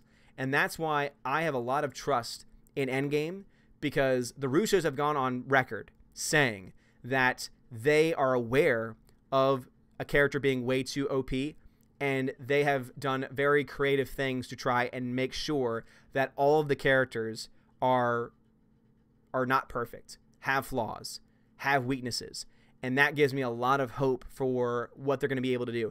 They might be able to make Brie Larson into a great Captain Marvel. Again, crazier things have happened, but it's possible because at least they know how to direct. At least they know how to put together a story, unlike these two knuckleheads that did Captain Marvel, who honestly I think they had more of an agenda in mind than actually to make a good movie. So yeah, I'm definitely... Thank you very much for that super chat, Reed. And I think you're right. I think that that's the way that these characters need to be portrayed. You need to have characters with weaknesses, because if you don't have weaknesses at all, then what in the hell is the point of us following your journey? If we just know, oh, you're going to win. Oh, it's kind of like, for any wrestling fans, it's kind of like what the John Cena effect, where John Cena won every match, literally every single match. And so every time he was on screen, he'd get booed because he kept winning. And so it was like, all right, well, why should I care? He's just going to win. He's not going to have to struggle. He's just going to overcome everything like always, and he's going to be fine. He was kind of like a Gary Stu in that way. And Captain Marvel is totally a Mary Sue character, and it's really sad because I think that they could have done, even though the history of that character has a lot of problems, especially with the 2012 reboot on, one could have made a compelling story that people could have cared about. They just didn't tell it. But Reed, thank you very much for that super chat. I really appreciate it. Stick Vinger, welcome to the channel. PB and Jamie, thank you very much for that generous super chat. Really, thank you so much. If Captain Marvel is a huge success, then I'm worried we'll get the A-Force Brie, the A-Force film Brie once, as well as removing all the charm, sex appeal, and romantic banter between Rogue and Gambit when the X-Men get integrated into the MCU. Yeah, I definitely think that that's something to worry about, because nowadays you can't have any type of sex appeal or romantic banter, because that is seen as perpetuating the patriarchy. And I really hope that you're right and that doesn't happen. I think that just because Captain Marvel had a good opening weekend doesn't mean necessarily that it's going to be a success. And any shill out there can point, oh, the cinema score was an A though, so obviously all the audience scores are being, manipulated. Okay, you're saying that cinema score isn't manipulated? Do you know who gets a cinema score card? Is that information ever released? Do we ever get to actually see the cinema score cards? Do they tell us who gets them, how they get them, or any of those things? No. We just assume that they give these cards out and that they're filled out by people who've seen the movie. We assume that they do it evenly. We assume that they try and get demographic information. But that's all assumptions. It's a very shady business. And if you look at some of the reviews that have been released for certain films and compare that to the word of mouth and the box office for some films that got really bad reviews from CinemaScore, you start to realize CinemaScore is about as trustworthy as the Rotten Tomatoes score is right now. So, yeah, definitely agree with you there. Yes. Here you go. No thanks. Saturday, everybody. That was Freya. But PB and Jamie, thank you very much for that. And I am also concerned. And I think that it has more to do, I think, with Disney and the direction that Disney is going in than it has to do with Captain Marvel being successful opening weekend. Again, we still got a long way to go before the movie is truly a gigantic box office success. It's doing well. It has a good start. Still got a long way to go. You still got to make money the second, third weekends. Soulsad says, Disney are... Okay, sorry, I got that one already. Modern Dude Thing says, hey, Odin, sorry I'm late. Congrats on 15K. Keep up the good work. Thank you, dude. Appreciate it. All right, the chat jumped on me again. So let me find a comfortable spot in the chat. Taylor Potter says, Alexa, activate Skynet. Good luck with that one. Krista Joe says, Disney should have made a Black Widow origin movie with Hawkeye, release it between Infinity War and Endgame, then give her a big ending in Endgame. Would have been a great payoff with her character arc and female empowered. Yeah, honestly, to be perfectly honest, I think they should have let Ant-Man and Wasp be the last movie. And then let everything else just be a build up to Endgame. And then after Endgame, that's when you can introduce a new character. You can have Captain Marvel show up in Endgame and not just be this overpowered character, but be someone who is flawed. Like, create that sense of, oh, there's something more to her than just having these photon blasts. There's a lot more going on here. I want to know more. You got to build that interest. You can't just out of the blue say, oh, you know what we're going to do? We're going to create an entirely new character. We're going to introduce an entirely new character right before, the month before, our gigantic 10-year build-up film project. We're going to do that, and not only are we going to do that, but we're also going to base that character off of an SJW comic that has failed miserably and whose rebirth and reboots have caused the demise, in part, have caused the demise of the modern-day comic book industry, especially Marvel Comics. So, yeah, again, whoever made that decision, idiot. Super Anime Gamer says, did you see Chris Stugman's Captain Marvel review? It's good. Check it out. I did. Chris Stugman was very fair, as was Jeremy Johns. Obviously, I love Jeremy Johns a lot, too. And John Flickinger also gave a very, very fair review as well. Sia Productions says, Alexa, who are Geeks and Gamers and Odin's movie blog? Alexa, who are Geeks and Gamers and Odin's movie blog? Good luck with that one. And Davius, welcome to the channel. Either way, welcome to the channel. Welcome to the channel, bro. Will Gentry says, Odin, a conservative YouTuber I follow, said Captain Marvel was good, and some of her fans gave her so much crap for it. It's just sad and pathetic how people hate a movie so much it turns them against people they liked. And I will agree with you there. I don't think anyone should be attacked for liking a movie. Again, if you liked a movie, as long as you can articulate why you liked it, then, hey, I have every respect for you as a person, even though I might disagree with you. If you go out of your way to say this movie's great and you don't really explain why you like it so much, or if you're like a film critic and you give it a negative rating or you talk about it in a critical way, but then you still give it a high score, at that point, I would say people have a right to be critical of you. But yeah, if you're just a YouTuber who has a certain political ideology and you tend to, and then because you saw this movie and ended up liking it and they were expecting you not to, I think that is unfair. I think that's unfair, Will Gentry, for sure. Wayne says, honestly, hope so, but it's only projected to finish 400 million, which Odin said they need 430. Yeah, they need to make 430 million. It's definitely going to make 400 million. It could make more. It could, especially if the news about it getting an extension in China is true. Then it could definitely make a little bit more than 400 million. It's going to make at least 400 million, I would suspect. And the closer it gets to 430, though, the easier its job is to break even after with DVD, Blu-ray sales, streaming service deals, etc.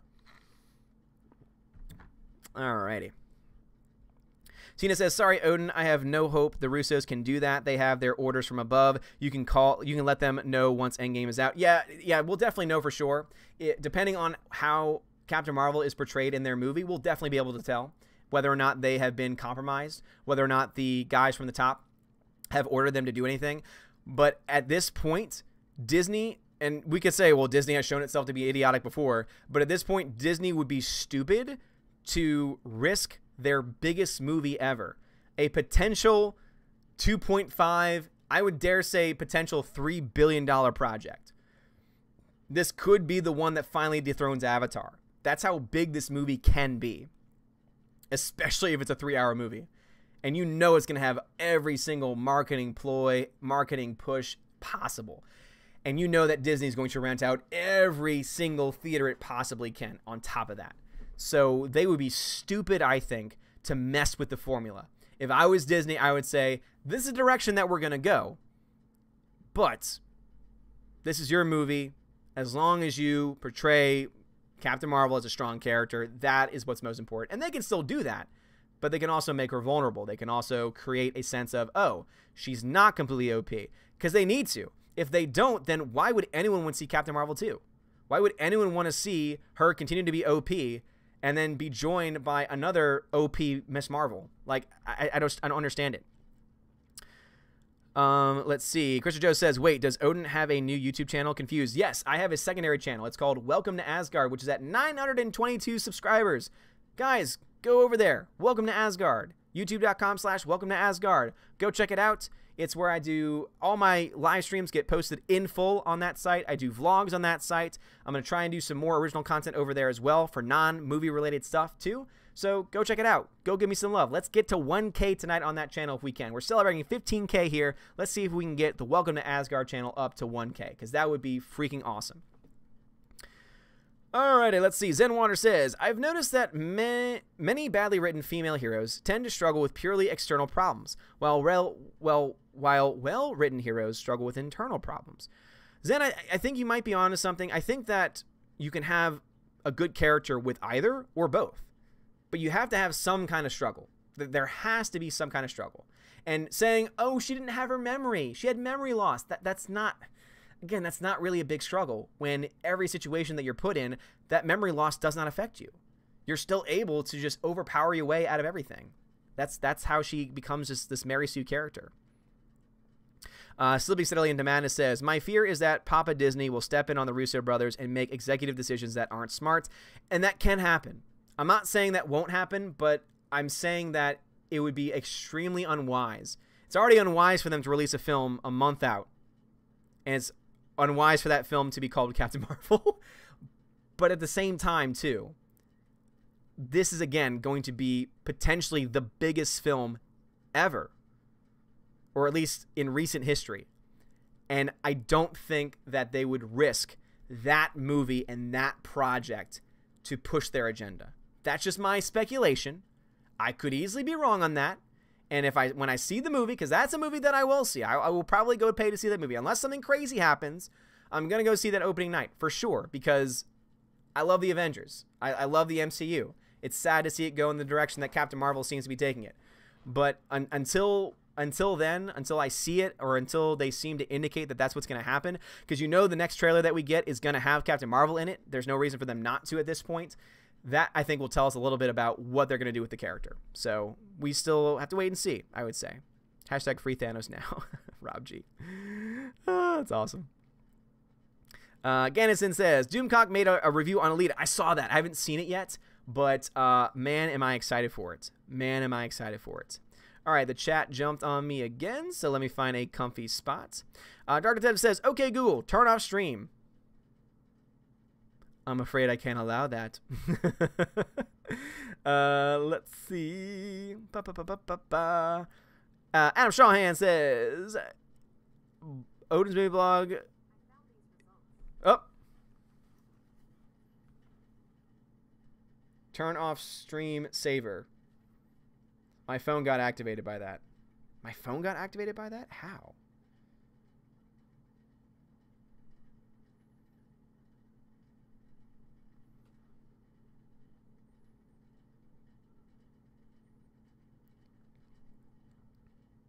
Sorry, one of my friends just said they liked Captain Marvel. So I'm letting him know how much of an idiot he is, and I'm just saying, nah, it's a C- at best. We have good discussions, so hopefully I can maybe let him see the problems with the movie.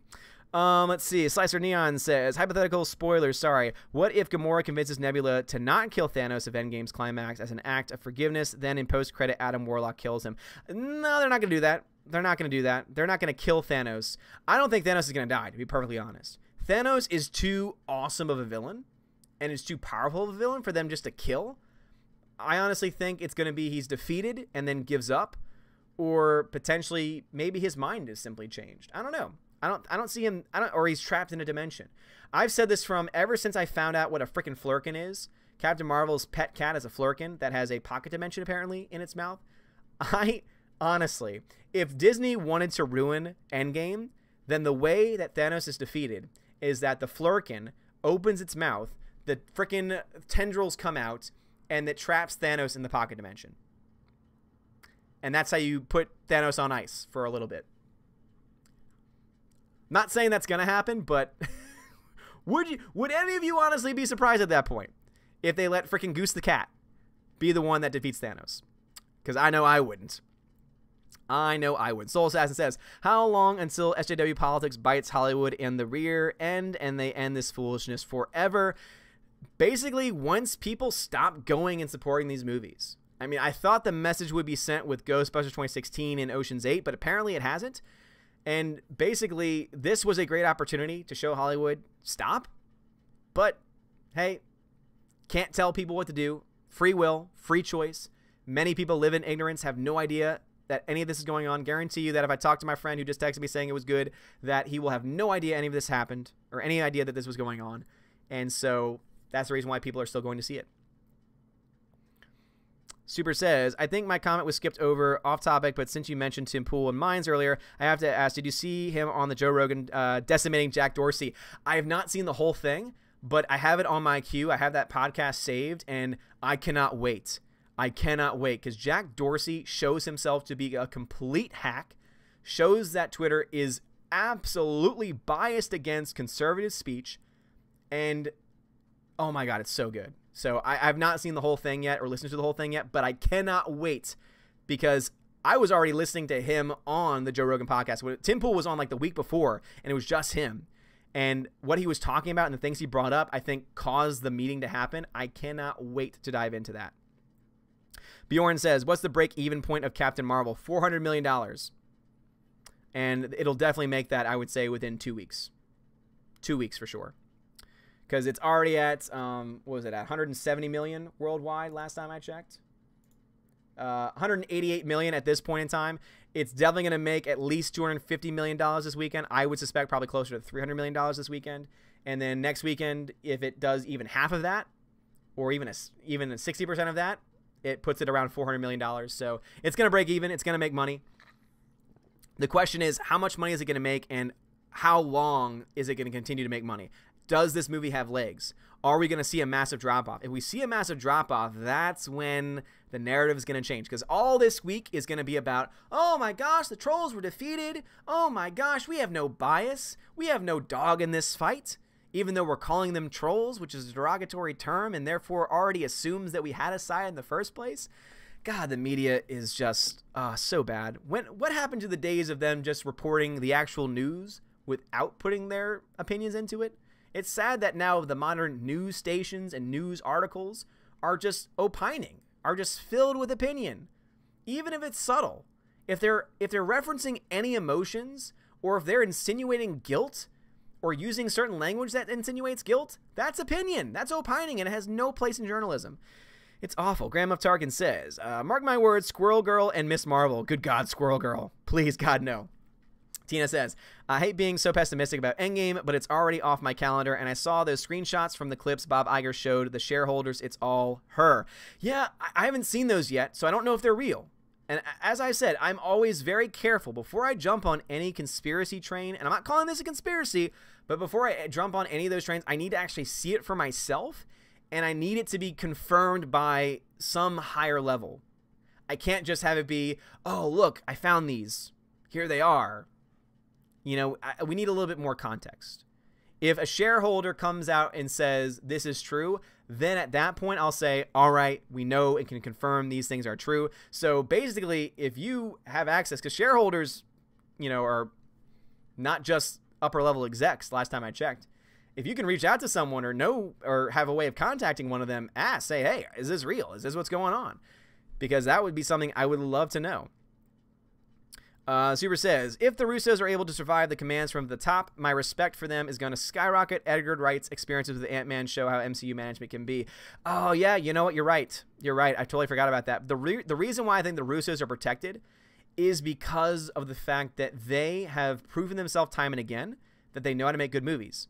Keep in mind, they're the ones that made Winter Soldier, which is arguably one of the best MCU films, Civil War, which is also arguably one of the top 5, maybe top 6, 7 MCU films, and also Infinity War, which is the movie of 2018. It won the Raven Award for Best Movie of 2018, which means something to me. So, in my mind, there is very little that they can do wrong. They've not had identity politics in their movies before. They've not gone down that road. They, to me, did a better job with Black Panther than Ryan Coogler did in Black Panther, the movie. And some of my favorite stuff was Black Panther and was the Wakanda scenes in Infinity War. So the fact that they're able to take a character that was kind of in that direction already, at least a little bit, I think that they are more immune to it than you would think. But you're right, we won't know until the movie's released. I'm a bit more optimistic when it comes to the Russos. They have not proven me wrong yet. It would be like anyone saying anything bad about Denis Villeneuve, who's doing Dune. He has not let me down yet. Every movie he's done, even the weird movie Enemy, have been fantastic and beautiful and amazing. He's not let me down yet, and that's why I believe that Dune will be awesome. So until they prove me wrong, I'm not going to say otherwise. Tech Guy, Odin, here as a question. If she only infused with a small portion of one Infinity Stone, how can she beat Thanos with all 5 of them? It's a great question, and that's why I don't think she's going to be able to defeat Thanos single-handedly. I think that it's going to be a team effort. She might be the leader of that team, but it's going to be a team effort. There's no way she can do it by herself, because that would be boring. And the Russos know that, which is why in that interview that I talked about, they said clear that a OP character is boring. No one wants that. The fans don't want it, and they recognize that. And so because of that, I have ultimate faith that they're going to find a way to defeat Thanos in a logical and fan-favorite way. And again, they've not proven me wrong yet as far as everything's concerned. And bringing that up, Tech Guy, thank you for bringing that up. So yeah, if you guys don't know, basically another reason why I don't like Captain Marvel as a movie is because they changed the entire story of Captain Marvel. Like, seriously, they crap all over it. They crap all over the story, all over the legacy of what Stan Lee had created.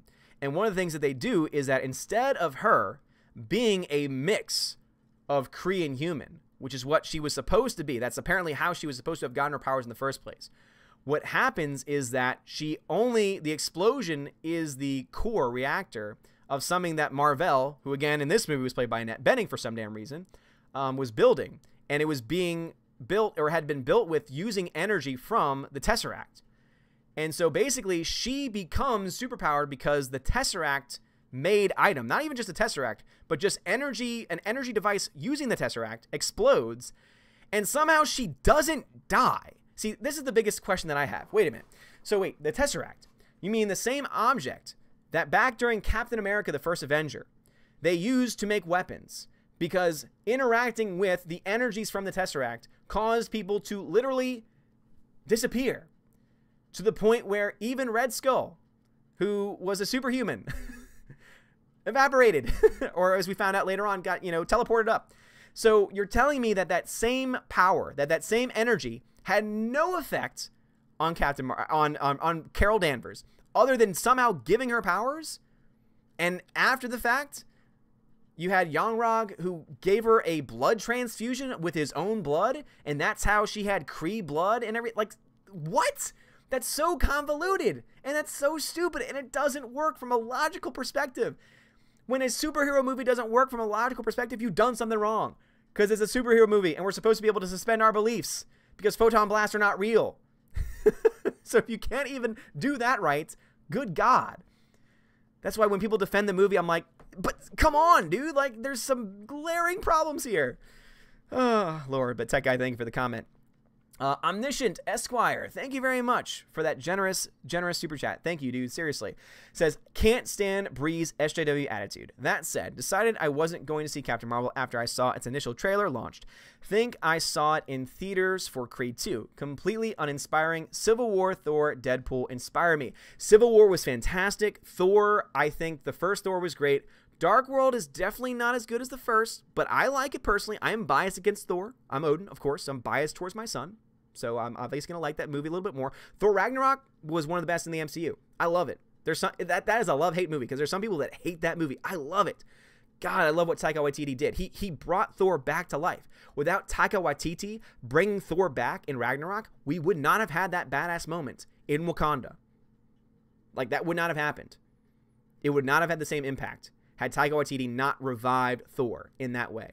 Because had he not revived Thor, guess what? It would have been some generic director doing another generic Thor film, or we would never would have gotten another Thor film, and then we instead would have just been left with Thor: The Dark World. And then at that point, people won't care really much about Thor, and he'll have a secondary role.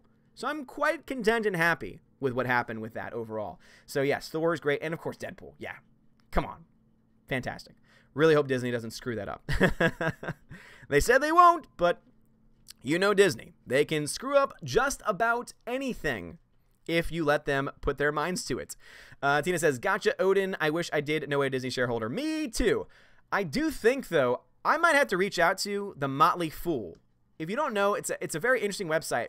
They covered some Star Wars stuff back in the day. I remember did a video covering one of their articles, because one of them is at least a stockholder, which I'm assuming is the same thing as a shareholder. I'm assuming, right? Stock shares makes sense.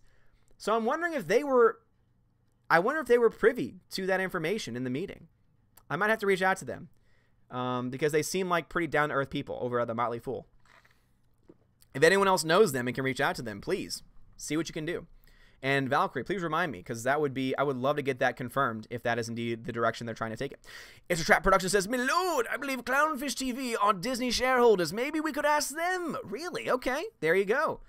Did Clownfish TV, were they even allowed to go? Because aren't they critical of DC? Or rather, of Disney? Someone said, Dune! Yes, Super says, over these next few weeks, I'd love to just be a fly on the wall in Disney HQ. Would love to know theirs and other directors' secret true opinions on Captain Marvel and all this other stuff. Me too. Especially with all of these rumors of how apparently the cast, especially the female cast, are very upset that Captain Marvel got kind of shoehorned in, which would make sense to me. But again, I don't really try and run on just rumors. I will speculate on things when there's, a little bit more tangible evidence to something, or if dots can be connected. But if it's just, oh, I heard from somebody, that stuff I try to avoid. I'm not perfect, but I try to avoid that stuff. Josiah Rises. What's going on? Josiah Rises. Guys, go support Josiah Rises. He's an awesome YouTuber. It's been great to get to know him. He's a down-to-earth dude, and it's fun to be a token Christian with him over with the Geeks and Gamers channel. And he's great. So go support him. He's awesome. Go give him some love. And I would greatly appreciate it if you could support him like you support me. He's awesome. Seriously. And he's very active in chats. He was in my 14-hour stream. He was in there for like a good solid hour or so, and he was just going back and forth with all the people in the chat. It was awesome. So Josiah is a great dude, big supporter of Geeks and Gamers and of all the Phantom Menace, and he is a part of the Phantom Menace himself, and he's great. And he's a little bit newer because he just started recently coming back to do videos and everything, and I think that he deserves your love. So, also, we are 75 subs away. Welcome to Asgard is 75 subs away from 1K. Let's get to 1K, guys. Come on. Let's do it. Let's do it. Super says, because Kevin Feige has already stupidly said Captain Marvel is the most powerful and powerful character they have, do you think that it's going to change how they treat X-Men, especially Rogue or Jean? Well, no, because they don't own those characters yet, and Dark Phoenix seems to be making pretty clear that Jean Grey, or at least the Phoenix, the Dark Phoenix, is a very powerful character. So it'll be interesting to see what they do with the character, if they reboot the character, if they keep the cast, if they keep Sophie Turner on as Phoenix. That's a movie I'm honestly not looking forward to. I think that movie's gonna be bad. I think that movie's gonna be as bad as Apocalypse was. And that makes me really sad that the last movie that's being essentially run only by Fox at this point isn't going to be good, because what that means to me is that it's a lot more likely that you'll see some total reboots of characters. And there's some castings in this universe, in the X-Men universe, that I personally really love, and I would hate to see get changed in that way. So, yeah. But I'm worried too. You know, Kevin Feige, I think, is started to show his true colors, and I think that's definitely a bad sign overall. Jason Green, welcome to the channel, and thank you for the super chat, man. Says, forgetting all of her comments, retconning, and horrible marketing, Brie Larson was sadly miscast for the role. No, Jason, I agree with you, man, and it is really sad. And the reason why is because, as I've said from day one, I think she's a talented actress. I think if she's given the right role, she can do great work. Rome was fantastic. I think that her Oscar performance was warranted. You know, obviously there are other people that probably could have, you know, earned it more so career-wise, but her performance was on par for an Oscar win. I stand by the performance. There's another independent film she did called Short Term 12. She's amazing in it. It's a great movie. It's a great little independent film. But she's not Captain Marvel. She's not Carol Danvers. She doesn't fit that role. And I completely agree. Take everything else away. Everything else away.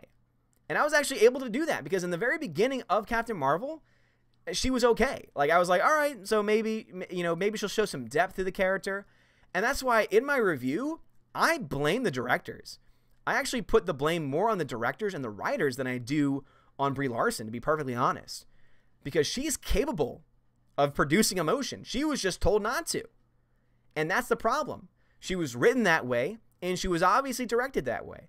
So I hope that if we get anything from Captain Marvel, even if it's successful, I really hope that those two that directed it and all the people that wrote the story and the screenplay, because it was a crap ton of people, I hope they get fired because they can't write a good movie.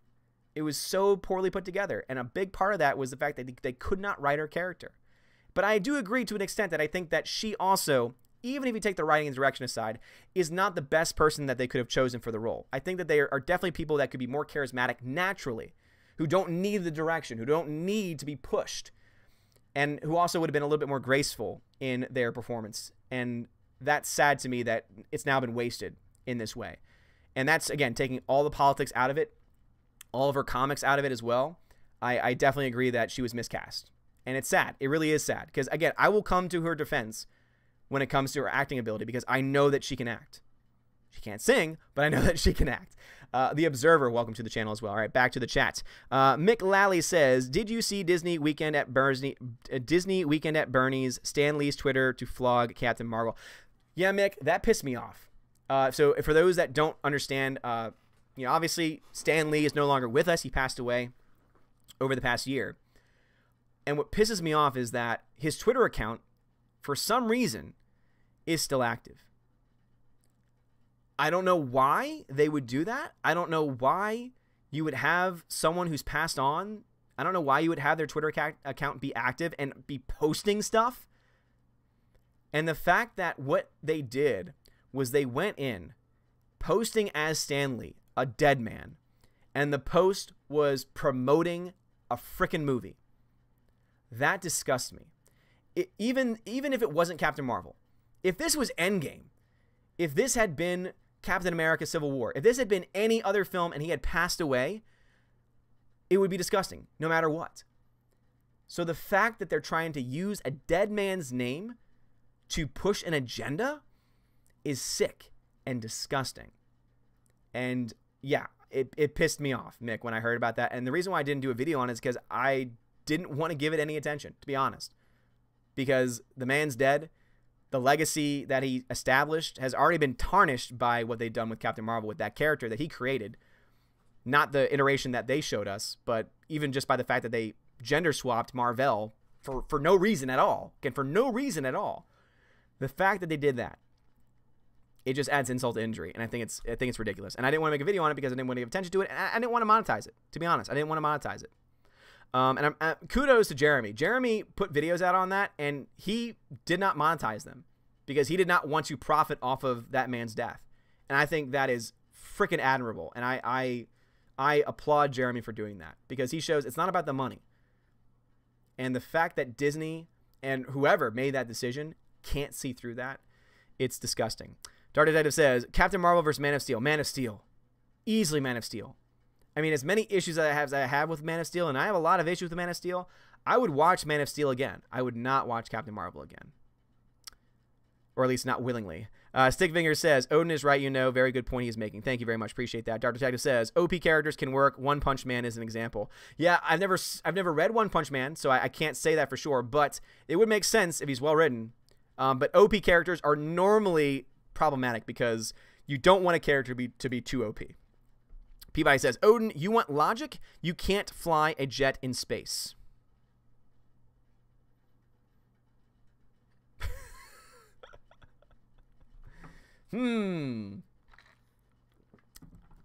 That is some deep wisdom there.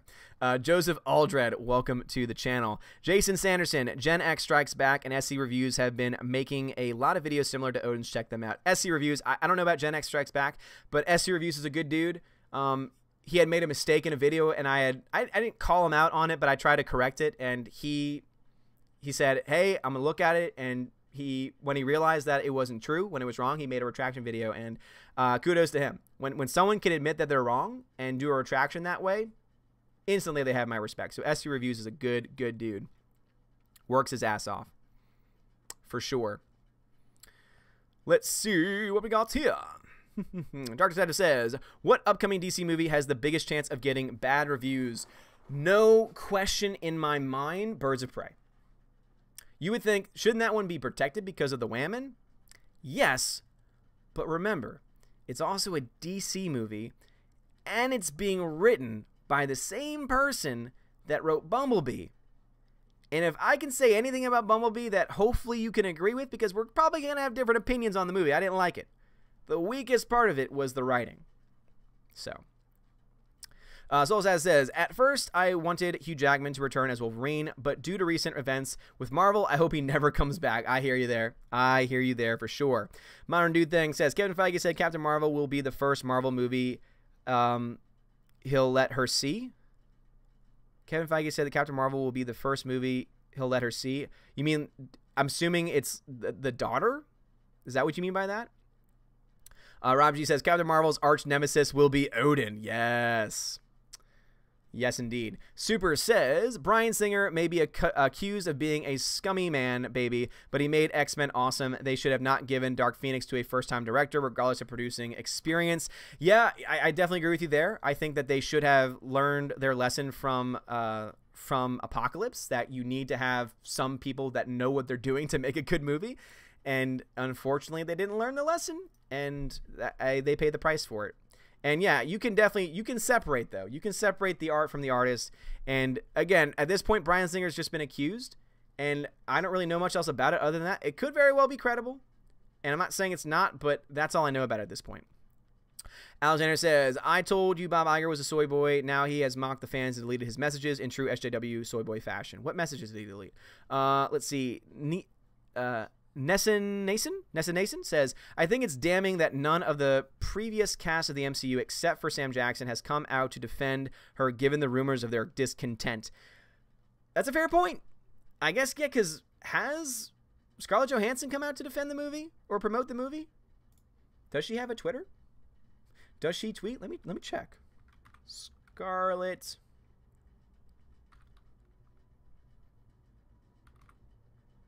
Johansson. That's a fake account. Scarjo. That's a fake account. Johansson. So it doesn't look like she has a Twitter account, so I can't check that for myself. Maybe she does, and y'all can point it out to me. But that is interesting that she would not have said anything, even just to promote the movie, I would think. You know? Eric Hawk Gaming says, hopefully the Russo brothers will do a better job with Captain Marvel. I hope so. I agree. If anyone can do anything with that character, it is the Russo brothers. James Hancock says, would Buffy SMG have been better? Who Gal Gadot? Buffy SMG? Gal Gadot? What? I'm confused. Sorry, I don't understand all references. CF says, Dark Phoenix I honestly think should not have been made. Yeah, I agree. Deviant Gene says, Black Panther gave us a spot for the final battle Infinity War. I fear how Marvel is going to make her relevant. Yeah, I agree. Sipping steadily, I would love to take politics out of movies unless it's crucial to moving the plot to relevant to that world. Yeah, I mean, as I said before, if you're making a documentary, if you're making a based off a real life event, like a biography that's dealing with a political time in a country and a history, that's when politics should be in movies. But Star Wars, Galaxy Far, Far Away, no. We don't need it to look like our world. That's the whole point. Captain Marvel, no. We don't need her to be pushed as a feminazi. That you can create a better character. There have been better female characters that have not had to go down that route. James Hancock says he was horrified. Yeah, it's talking about the Stan Lee stuff. Yeah, seriously, it was so disgusting. Super says Jack Kirby has an account. I don't like it either, but I think it's because the account was never truly his. It was run by media people, and I think they may be in agreement to promote all Marvel. Gosh, that's just so stupid. That just ticks me off. Seriously, that just ticks me off. All right, chat jumped on me again. Alrighty. So, CF Production says Captain Marvel versus Batman v Superman. Ooh. Well, I still need to see the BVS director's cut, the extended release, that everyone said, oh my god, it fixes the movie. I haven't seen that one yet. I don't believe them either, but I still need to see it technically to see if it does prove them right. So, I'll go BVS since I have not actually seen that one yet. Yeah, SC reviews as a member of the Phantom Menace. Gannison, Odin always talk facts like Jeremy. I do everything I can. I try my best. Slicer says, that is why I never liked Ron Howard movies. He always makes his characters OP. Nice. Grandma of Tarkin says, I believe I waited until Stan Lee passed away 2 months after his death. Kevin Feige changed his message. Oh, okay. I gotcha. Wow. Modern Dude Thing says, yes, his daughter. Okay, I got you. Yeah, that's so stupid. There are so many better female characters to look up to. Pete972 says, hashtag we have the proof. My Wolf says, bring Odin back in Endgame. Oh my gosh, yes, please. Zen. However, I would say Anthony Hopkins had a very good goodbye. So I wouldn't want to ruin that. I don't think that they should necessarily go back.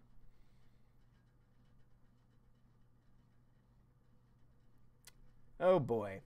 I always love when people message me because they know that I respond to messages on Twitter, and they're like, hey, I tried to reach EVS and Jeremy, but they never got back to me. I had to block somebody because he kept on messaging me, and he was trying to get me to contact EVS to help him sell a house. And also he kept on going off on conspiracy theories, and I was like, all right, I'm done. I'm done. There are very few things in life that will make me block you on Twitter. Zen Water says it's nearly impossible to make OP characters work. That was one reason why Jean Grey stayed dead in the comics for almost 15 years.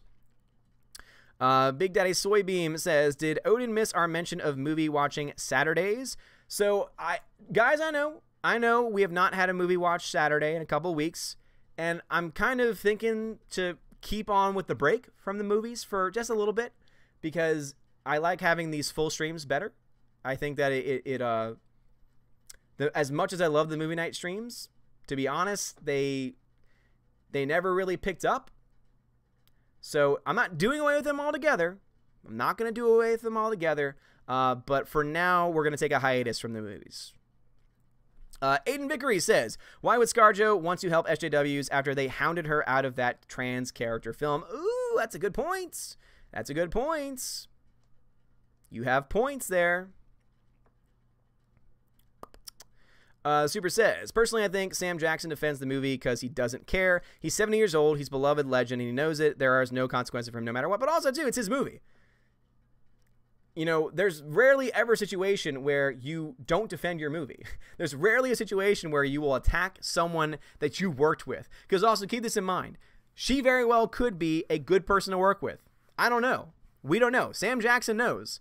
So Sam Jackson likes her enough, I guess. Will Gentry. Buffy the Vampire Slayer. Sarah Michelle. Oh, SMG is Sarah Michelle Gellar. Okay, gotcha. I love Buffy. I love the show. Let's see. Zen Waters says, Buffy. Okay, gotcha. Thank you. Is she acceptable? Sarah Michelle Gellar? As what? As Buffy? Yes. I wouldn't cast her as anything else, though. She doesn't really have the range for it. Tina says, apologies for all caps, but will we be doing a movie vote tonight? No. Will Gentry says, the BVS extended cut doesn't fix the movie, but it does explain some points that made you go, huh? When watching the theatrical cut. Gotcha. Super says, if Batman still kills people in the extended cut, it's still bad. I'm sorry. He doesn't kill people. That's just a dream. When he's dragging the car behind him and it's flipping over and running into things and blowing up, you cannot tell me that the people in that car did not die.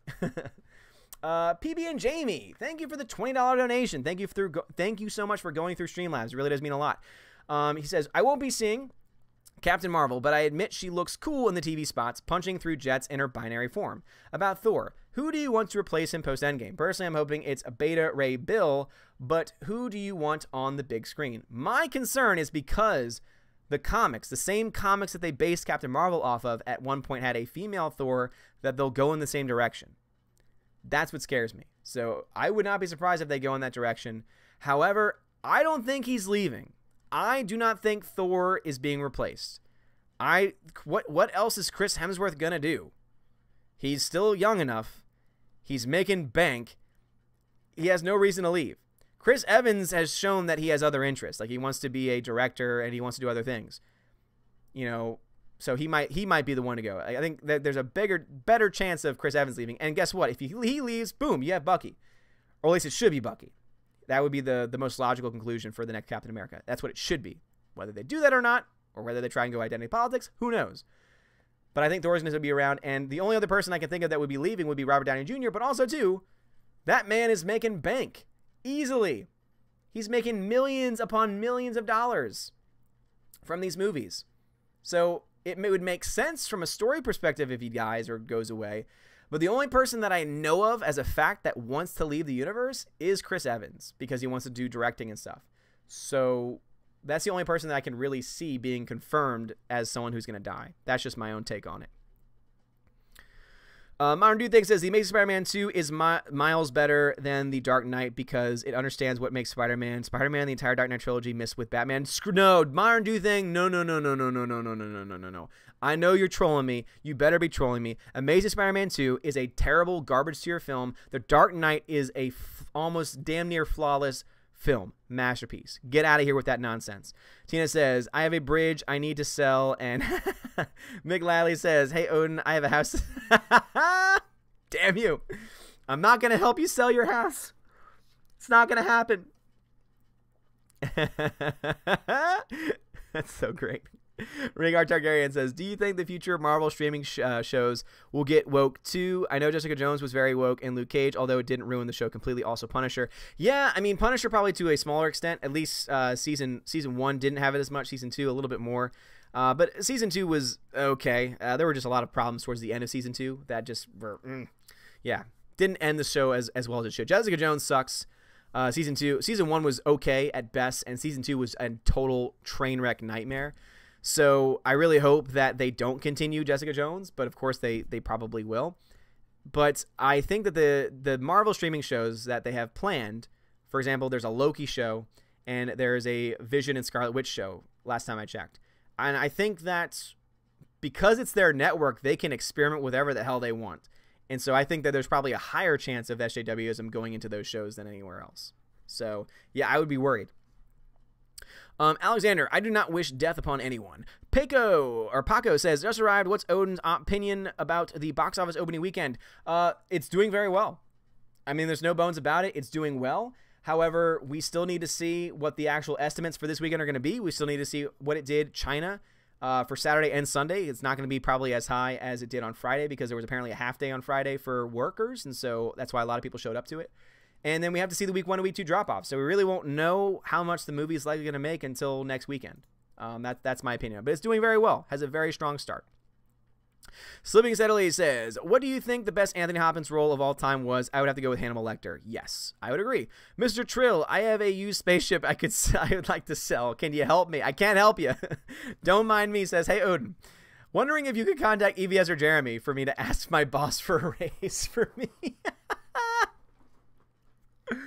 What's funny to me about these people is that they think that I like have easy access to them. Jeremy I have easy access to because I work for Geeks and Gamers and I kind of have to. But if I ever went to him being like, hey, here's a message, he'd be like, dude, what are you doing? EVS, I don't talk to.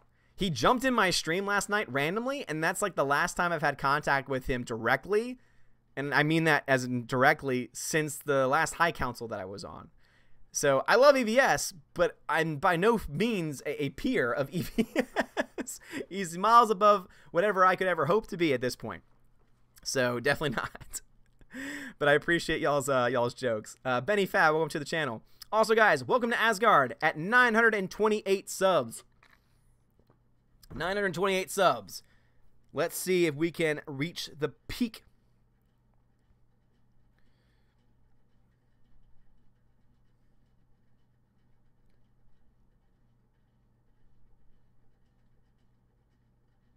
Hold on one second.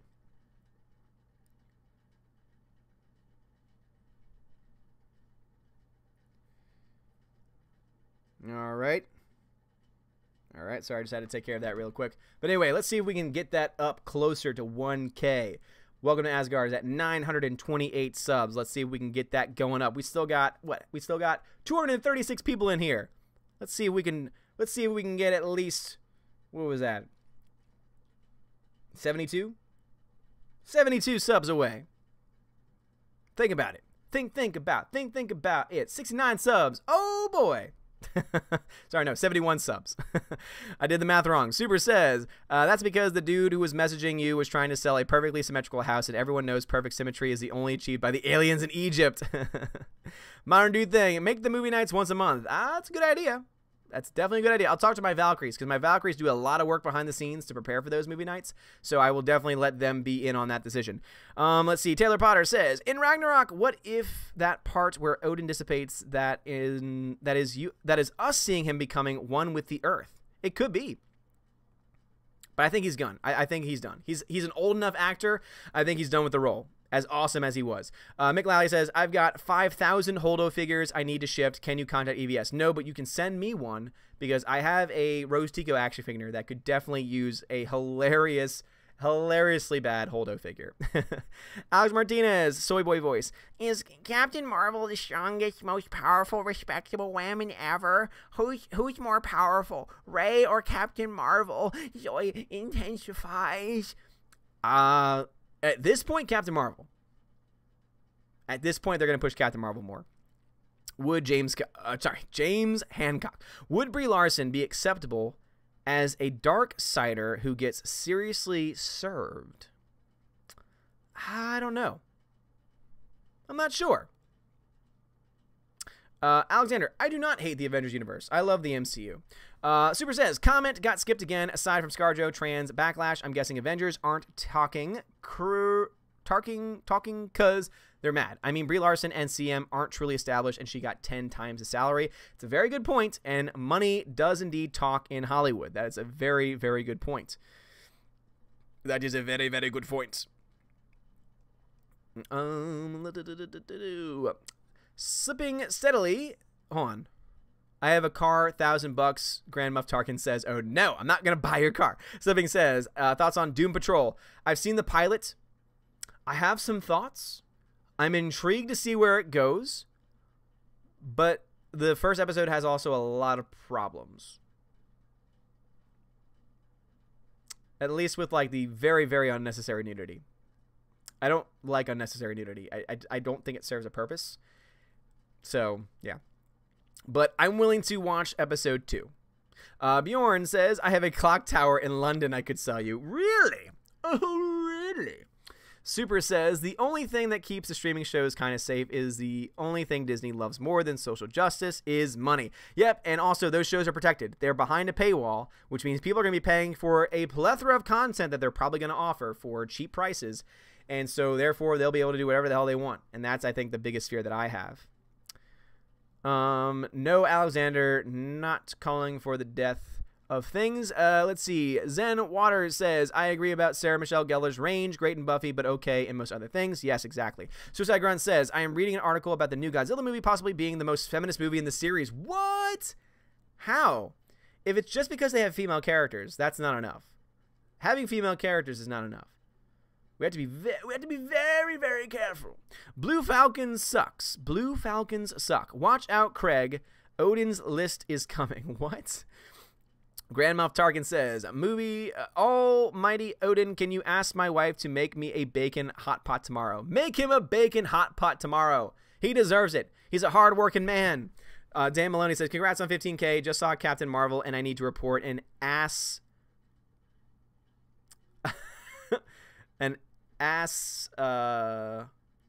rapping of our culture. Damn. Those are some strong words there. I understand where you're coming from, and those are some strong words. Eric Rhodes says, hey, Ood, I'm late to the party. How's it going, Valkyrie? Eric Rhodes, what's going on, bruv? Zen Waters, as far as Dark Knight, it fell flat for me. Joker was too divergent from the source material, and it felt like two movies smashed into one, which is what? No! Dark Knight was fantastic. Batman Begins was awesome. Dark Knight was a little bit better, because I think both are masterpieces. Dark Knight Rises, I hated. Don't you dare bad talk Dark Knight in front of me. That movie should have won the Oscar in 2008. Soul Assassin says, Tina, can you imagine the commercials having Odin using Thor's hammer to lower prices? That would be great. Brad Noble, the Pet Troll's here. What's up, Pet Troll? Could you plug my new ice maker that works below 0 Eskimo freeze? No, Brad. I want you to suffer. Brad, you're the Pet Troll. I want you to suffer. I want anything that is bad in this world to happen to you because you are a troll. I'm kidding. Rhaegar Targaryen says, what's Chris Hemsworth going to do? Men in Black Redux? Yeah, I'm actually excited for Men in Black International. Not going to lie. What can I say? I like the actors involved. I don't want another Men in Black movie. No one was asking for it, but it is what it is. Brad Noble says, ever seen a grown man naked? That's a weird question. Modern Dude Thing. I'm not trolling. It's the truth. The Amazing Spider-Man 2. No, it's not. The Amazing Spider-Man 2 sucks. Electro, or whatever his name is in the movie, played by frickin' Jamie Foxx, is one of the worst characters and one of the worst performances in a superhero movie that I've ever seen in my entire life. The Dark Knight has great acting, great writing, like, seriously, damn near perfect cinematography. No, not at all. Not at all, dude. You are wrong. You're wrong. Brad Noble. Odin likes gladiator movies. I like the movie Gladiator. Super says, as long as the MCU doesn't try to make Jane Foster the new Thor. Good God. Please, no. Eric Rhodes. I talked about the box office gross. Yes, it's doing very well. Captain Marvel is making money this weekend. I suspect $300 million, roughly, max, would be my estimate. It could go up if it has a very strong Saturday and Sunday, which we don't know yet at this point. So I think $300 million would be, again, that's worldwide. That's both foreign and domestic. So that's where I am at this point. Super says, I'm just impressed Brendan Fraser's still alive. Just kidding, he's dope. Alexander, I know you mean the company, but still I don't like the phrase in the first place. The Duke says, do you think there will be a Kill B 3 ever? I thought that was the plan, but maybe not. Blue Falcon suck. Odin's List, the top seller of national monuments. Rhaegar Targaryen says, new Godzilla sequel plot twist to reveal that Godzilla is a transgender. No! Please, no. Good God, no. James Hancock says, were you happy with the last 2 episodes of The Orville? I don't watch The Orville. I need to. I've heard great things about it, but I have not watched it yet. Tina, I don't think Odin has seen Airplane before. Yeah, I've not seen it in full. Rhaegar Targaryen says, Jamie Foxx as Electro is better than Paul Giamatti as Rhino. I'll agree with you there. However, Rhino is in the movie so little that I hate Jamie Foxx more because he's in the movie more, way more. Zenwater says, someone is quoting Airplane, you Gladiator movies, Grown Men Naked. Grown Man Naked, I thought I remembered. Gladiator movies, I did not. Super says, literally everything about Amazing Spider-Man 2 is wrong. I'd rather watch Emo Peter break dance again. My God. Yes, seriously. Seriously. Abso-freaking-lutely. Grandma Tarkin says, true, but had to point it out as Odin seemed to miss the reference. Yes. Super says, the chemicals in the water turn the temperatures and turn the freaking Kaiju gay. Brad Noble says, Odin always orders the fish. Good God. Stop it. CF says, Jamie Foxx deserved more. Yeah, Monter do thing. Don't you dare bad talk the Amazing Spider-Man 2. It sucks. It's awful. Let's see. IMO My says, hey, Odin, what kind of U.S. movies do the Chinese tend to like? And does Captain Marvel have elements of those movies? They seem to like Alita. They do seem to like Alita, but they also are coming out, at least for now, for Captain Marvel. Basically, they like big spectacle movies. Big spectacle movies are what they like. So going to see it in 3D, that's something that they'll like. Having explosions, things like that, that's something they'll like. That's why, for the longest time, Transformers did very well over there. Furious 7 did, no, maybe it was the Fate of the Furious 8. One of the Furious movies did crazy well over there. Every movie did well, but one actually still holds a record for being like the most successful in that country. As far as it being, I think, a non-superhero movie maybe or something. So, yeah, basically big spectacle stuff. That's what they like. Big action. Donald Hudson's here. Asgardians assemble! Bjorn, surely Odin, you must see Airplane. I know. Taylor Potter says, please add Kelly's Heroes to your watch list. Came out in 1970. Definitely will try my best. Soul Assassin, Asgardians Assemble Construction. There's your builder company's name. All right, guys. So that is going to be a wrap for tonight. I've been going for a couple of hours, and so I do have one special surprise in store for you. And it's because of and thanks to my wife's trip to Disney. I will share it with you guys in a second. I've been staring at it all night, and I think that hopefully you'll enjoy. But anyway, getting to one last super chat. Math isn't my best subject. Thank you for the super chats. How do you think King Ghidorah will be defeated? That's just the thing. I don't know where the movie's going to go, because my biggest problem with King of the Monsters is that I think they have too many. I think the CGI budget for that film is going to be so crazy, and I'm worried that they're going to be using way too much of it, and I'm hoping it does not affect the quality. So I don't know. I don't know who's going to win, honestly. I've always loved Mothra. King Ghidorah is great. I do like Mothra, though. But I think Godzilla is going to have to come out on top, right? Isn't the ultimate plan to have it be Godzilla vs. King Kong at some point? I don't know. Animal House might be another one. Cool beans. Cool. Yeah. No problem at all, man. All right, so the last thing I need to do before I shout out my patrons. So my wife got me this. This is a porg. This is the face of evil. This is the face of Disney's evil intentions. But it's also a Rice Krispies treat. So on air, I'm going to bite this porg's head off. I thought y'all would like that. I get to actually eat a porg, and I'm going to bite its head off. Burn it? I'm not going to burn it. The evil porg. Hashtag Odin is new Rotten Tomatoes. Hope it's fresh. Well, it doesn't go bad until... Oh, I'm so glad I'm doing this today, because it's best by the 31st of this month. So, glad I'm doing it tonight. Yes, food. Don't let Mecha Random know. Oh, does she like porgs? Please let her know. All right. All right, guys. So, this is the little porg. The little porgs. Remember how cute they were? Remember how Ryan John was like, oh, there's these natural birds that we could use in the movie. No. Let's CGI them out, and let's add a new creature that we're only making to sell toys. We're only doing this and creating this porg because, look at those eyes. No, don't you want to buy me? Don't you want to give me a home?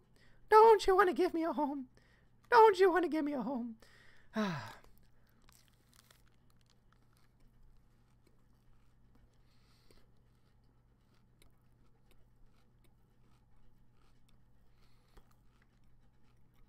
take a screenshot of that, send it over to Mecha Random. Demonetized. Violence against porgs, demonetized. It's very, very thick. And not gonna lie, it's not very good either. But that was definitely worth it. Now watch Odin throw up next. Let's see. Turning full Cronus with a bloodthirst. I know. But anyway, someone take a screenshot of that and send it over to Mecha Random and let her know that I bit off the head of a porg live on air. Porg lives matter.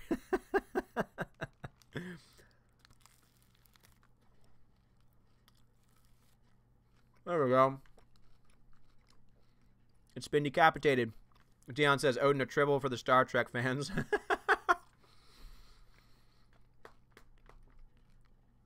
Oh, yeah. PETA won't like this. I don't care about PETA. PETA is essentially a terrorist organization. There, I said it. All right. Well, I did what I wanted to do, which is just bite its head off. I think that speaks for itself. PETA is reporting Odin as we speak. Says Florin. Probably. They probably are. But if that doesn't make you want to subscribe over to the Welcome to Asgard channel, I don't know what else will. Man, that was not good.